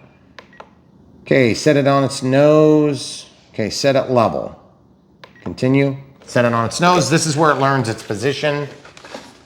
Okay, so on its nose, we're gonna continue. That looks like the correct orientation to me. Mm-hmm. So, if in any doubt, open the canopy and check.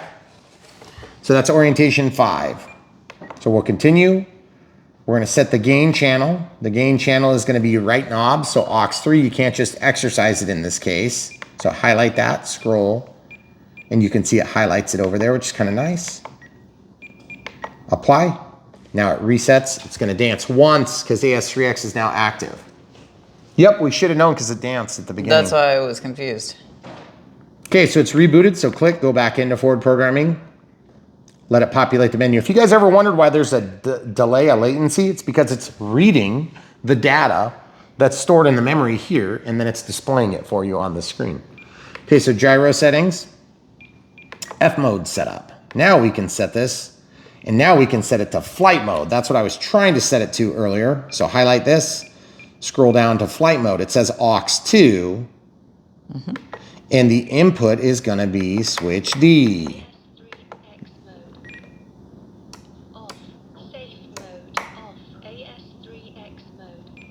AS3X is active. We want that inactive. We want this active. So AS3X off, and then AS3X in safe, okay? So now that that's set, we can go back. We can go back into gyro settings, and then we can go to first time safe setup. So you have to tell it what it is. It's already set. You have to just confirm it, then continue. I want it set to flight mode 3.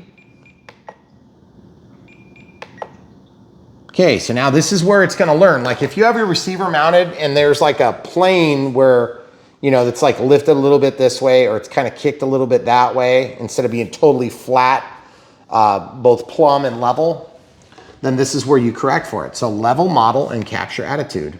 So it says it's level, okay? So that's good. So all you have to do is highlight that and capture. So like if your plane was a tail dragger, you gotta be careful because watch what happens.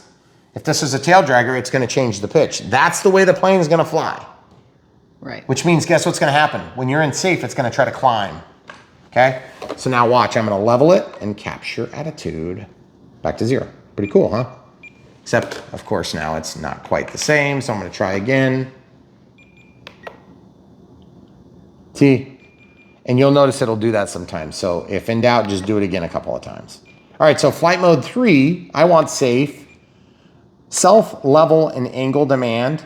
And I'm gonna allow for, this is where you can set how much degrees of movement up and down you can have. So like, for instance, when you're flying in safe, it's going to automatically limit how far up you can climb. That's an angle limit.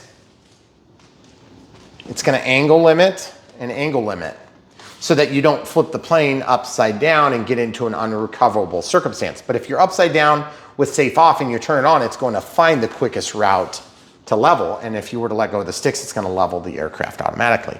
So it flies quite a bit different. Like you'll feel it as a pilot, okay? And then also you may have noticed that I keep the tail pointed toward me when we're doing a setup, a radio setup in particular, because it's really helpful for me. And by the way, that rudder is not square. See it? That rudder is not square. See? A little bit to the right. I gotta go further. If you see something, you gotta fix it, guys. That's just the way it goes with model airplanes. If you don't fix it, nobody else is gonna fix it. So don't blame the manufacturer if you forget to check your stuff. The truth is, it is our responsibility as pilots. Now, that's the other thing. Speaking of weird responsibilities, once you get in the air, if you're a brand new pilot, just remember, you're gonna think it's super easy until you get in the air, and then you're gonna realize just how scary it is.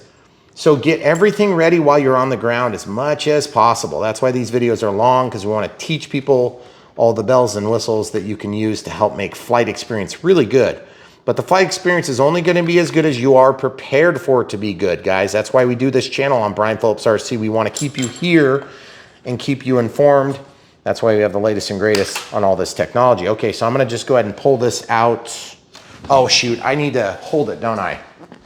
Yeah, probably. Because these ones, the wire likes to hang on a little bit too tight.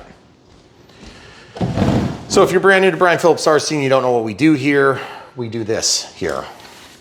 And that is going into great detail so that we can help you guys squeeze the maximum value out of your flight experience. That doesn't mean that you're always gonna see everything that you want to see. I may not fly the exact same way that you wanna fly. I might fly a little bit different than the way you wanna fly, but we do try to get you guys set up so you can find success on your own, okay? So if you want to help support us, the best way you can do that is to buy stuff from the links in the video description below. When you like the planes, don't buy stuff if you don't like them. Don't buy things if you're spooked by the experience we have. I do need to warn you though that this 630 was set up on another plane. I have since confirmed and double confirmed and triple confirmed we must have had this one on another plane, which is why there was behaviors exhibited by the receiver. That would not normally happen unless you happen to peel it out of another plane. I just can't remember which plane it is, or I would say. Okay, so getting back to the point, we have our limited bank angles opened up in safe. And you notice it says flight mode 3. So if I were to go to this, it's off. And if I go to that, it's off. Meaning speaking to safe, not AS3X, but just safe. Okay, so now I'm gonna hit next. Now it's rebooting. This will shut off for a second. Apply, see it shut off. I secure the plane, 2 dances. That's what you're looking for, okay? Now it's rebooted, go back into forward programming. It's connecting. I'm gonna go back to AS3X. Gyro settings, AS3X settings. 1X, I like to turn it up to 4X for this part. You can walk out or you can stay in, either way, it's no big deal. Throttle cuts on. Gain is all the way up. We're in AS3X. Elevator up, elevator down.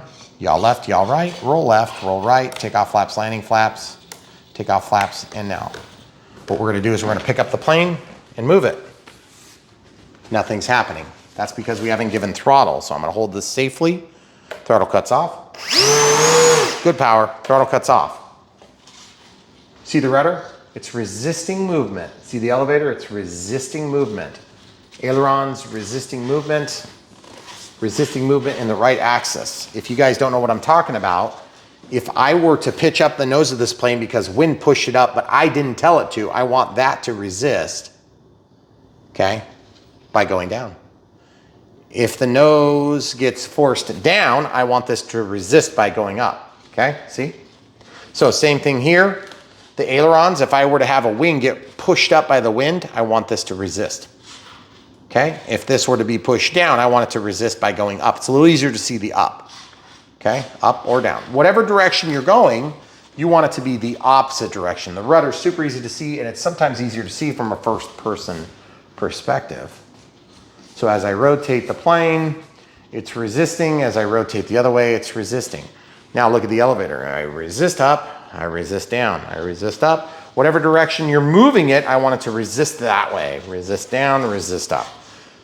Resist up, resist down. Now that we've established it's resisting in the correct direction, which is opposite the direction of environmental impact, notwithstanding you are not the environment, you are the pilot.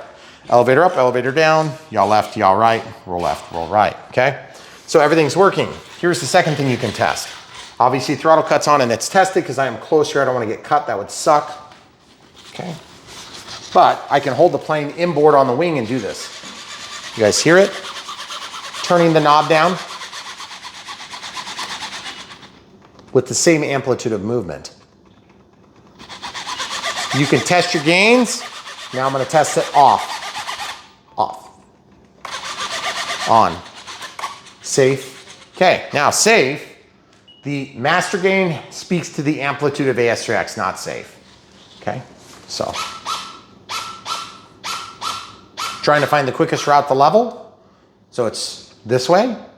Well, not here, then it's this way, okay? Elevator, looking at the elevator, looks pretty level because we're flying level. Now we're pointing downhill, that elevator's up. Now we're pointing uphill, that elevator's down. Aileron, trying to level it. Now, the rudder is AS3X, so you don't have to look at that. Just 2 axes of correction generally for safe, okay? So safe is working. Now we're back to AS3X. Now I'm gonna go back into the forward programming. About 10 minutes. And I'm gonna go to gyro settings, and then I'm gonna go to AS3X settings, and I'm gonna change this from 4X back to 1X. Why? The reason we do that is because 4X is way too much. All the way up, I'm gonna grab it and test it. You don't have to give throttle again because it hasn't reset the ESC yet. So it's working and it's off. You can hear it. Off, okay? So when it's on and all the way up, now I'm in the midpoint. Why do I care that I'm at 1x versus 4x? 1x is gonna put my knob so that it's pointed in the middle. This is all the way up, this is all the way down, okay? If I fly the next plane that has this type of setup, I still have that same adjustability on the same channel because I mimic the same setup on as many planes as possible. And that knob, I want to be about at 50%. If I take off my next plane and it needs to be all the way up and then the next plane has to be all the way down, it's gonna be really hard for me to remember that as a pilot because I'm using the same transmitter for hundreds of planes. So in my case, I like to terminate it somewhere in this area. So like if I got done flying and I realized I had my gains all the way up, what would I do? I would go to 2x and then that would put that at 50%. And then I might still need to go a little bit more. If I found that I was up like that again, then I'd probably have to go to 4x and then my setting would be something like that, okay? So makes sense? Hopefully it does. If it doesn't, you'll connect the dots. Also timer, let's talk about timer. Did it say a time? It did not. So we're gonna go in here and set up a timer. So here's timer. 5 minutes is probably fine to start. Anything over 25% is gonna activate the timer. It's gonna start it, it's gonna count down. At 1 minute, I want, what do I want? Probably a voice. And then at 10 seconds, I want a voice countdown, and expiration, I want tone and vibrate with a tone every minute thereafter. Now, the other thing you can do is you could use, I want to scroll all the way too. Yeah, there isn't anything. Okay, so there's no, I was looking for the avian ESC settings, but then also I want to go to telemetry and see what we got. Auto config, see what it comes up with. And there might not be much, okay? So that stuff, we have a receiver BEC level. Then we have all sorts of AS3X stuff. But what we don't have is we don't have pack voltage, which is a bummer. So we'll use a voltage alarm that's gonna be a super easy to use and cheap, inexpensive option. Something like this that's gonna plug in the balance lead. And it's just gonna chime when we need to land. So hopefully we answered all your questions. We gotta check CG real quick. We've already marked it, but we haven't checked it. So the battery's right in the center of the tray. And we have a huge range, which I tend to think is a mistake, but I'm gonna go right in the middle and the thing balances just fine. We're probably favoring toward the tail heavy. On the back mark, it's leaning forward. On the front mark, it's very tail heavy, so we're right in the middle, okay? So you can see where my fingers are. Just use my middle fingers. That tells you where we balanced out. So totally fine, at least as per the manual. I'm not sure if I want to put a piece of tape on here yet, but it looks like we're just centered right in the strap hole. So at the end of the day, is it the best? Is it the fastest? I don't know. We'll find out. We flew it and published that part of the video at the beginning so that you can make up your mind as to whether or not you want to investigate the Unbox Build radio setup, but we hope you will in the future as you make your decisions on whether or not to buy a particular product, because that's what we do at Brian Phillips RCs. We show all the different flaws. In this case, we did admittedly show one kind of weird setup issue that we caused on our own. My apologies if that confused you. We don't do that to confuse you on purpose. We wanted to point out flashing, I don't like flash. Solid flash, I don't like flash. If those are flashing LEDs, they can't be made to not flash.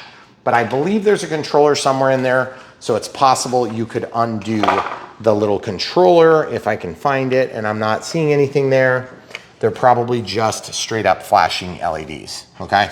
So that's what I'm gonna leave it at. Sometimes we get LEDs that flash, sometimes we don't. China, if you're listening, I don't want flashing LED lights on nav lights. I want a strobe that flashes, that's fine. But I want that solid so I can see it right now, right here. I don't want to wait those milliseconds between flashes to have spatial awareness. But I do love the fact that we have LEDs. Also, in terms of first thoughts, that is unacceptably ugly. I am going to fix it somehow, and I'll share how I did it. If I come up with a really quick and easy thing to do, I'll show it in this video, so you can stay tuned for that. If you want ways to support us and you don't want to buy this particular plane, buy any other plane. Buy the transmitter, buy the batteries. And if you want to support us in other ways beyond that, we have PayPal for monthly support, for one-time donations. We have Patreon for monthly support, YouTube members for monthly support, and then YouTube Super Thanks for one-time support. And any of those are always much appreciated, but we still firmly believe the best way to support Brian Phillips RC is because we love RC is to buy amazing RC products, whether it's this or something you see in the background or something we've done in the past. Brian Phillips RC is a plethora of knowledge base for you. Right now, you can go find just about any plane we've ever done, sorted by type, brand or affiliate we worked with, hobby shop, whatever it happens to be. You can find it by sorting. It's very easy. Or you can use YouTube to sort through playlists. All of our products are in playlists, so you can find them quick and easy. Or if we had a project, it'll be a playlist as well. Mm-hmm. All right, so that's all we got for you today. Hopefully we answered all your questions about the Cessna 400 from Tower Hobbies. Looks really nice, 1.1 meters. Absolutely gorgeous, except for that, which we're gonna fix. And I gotta say, it went together really pretty dang smooth. Probably our best tower build yet, other than the SW28, right? Yeah, the SW28 was awesome, by the way. Yeah. Really, really like the SW28, one of our favorites. So, without further ado, we can't wait to get out and fly it. Don't know if the wind is cooperative right now, but we're gonna be flying anytime soon, and you guys will have already seen the flight, so wish us luck. And we hope to see you on the next go around. There is so much more right around the corner on Brian Phillips RC. So thanks for watching. Come back for more. Okay. I'm pretty sure it doesn't look like a giant piece of spring steel on the landing gear. Like that. Maybe it does look like a giant piece of spring steel. I stand corrected. If it's scale, then it's fine. So we're gonna leave it. I'm sorry, Cessna.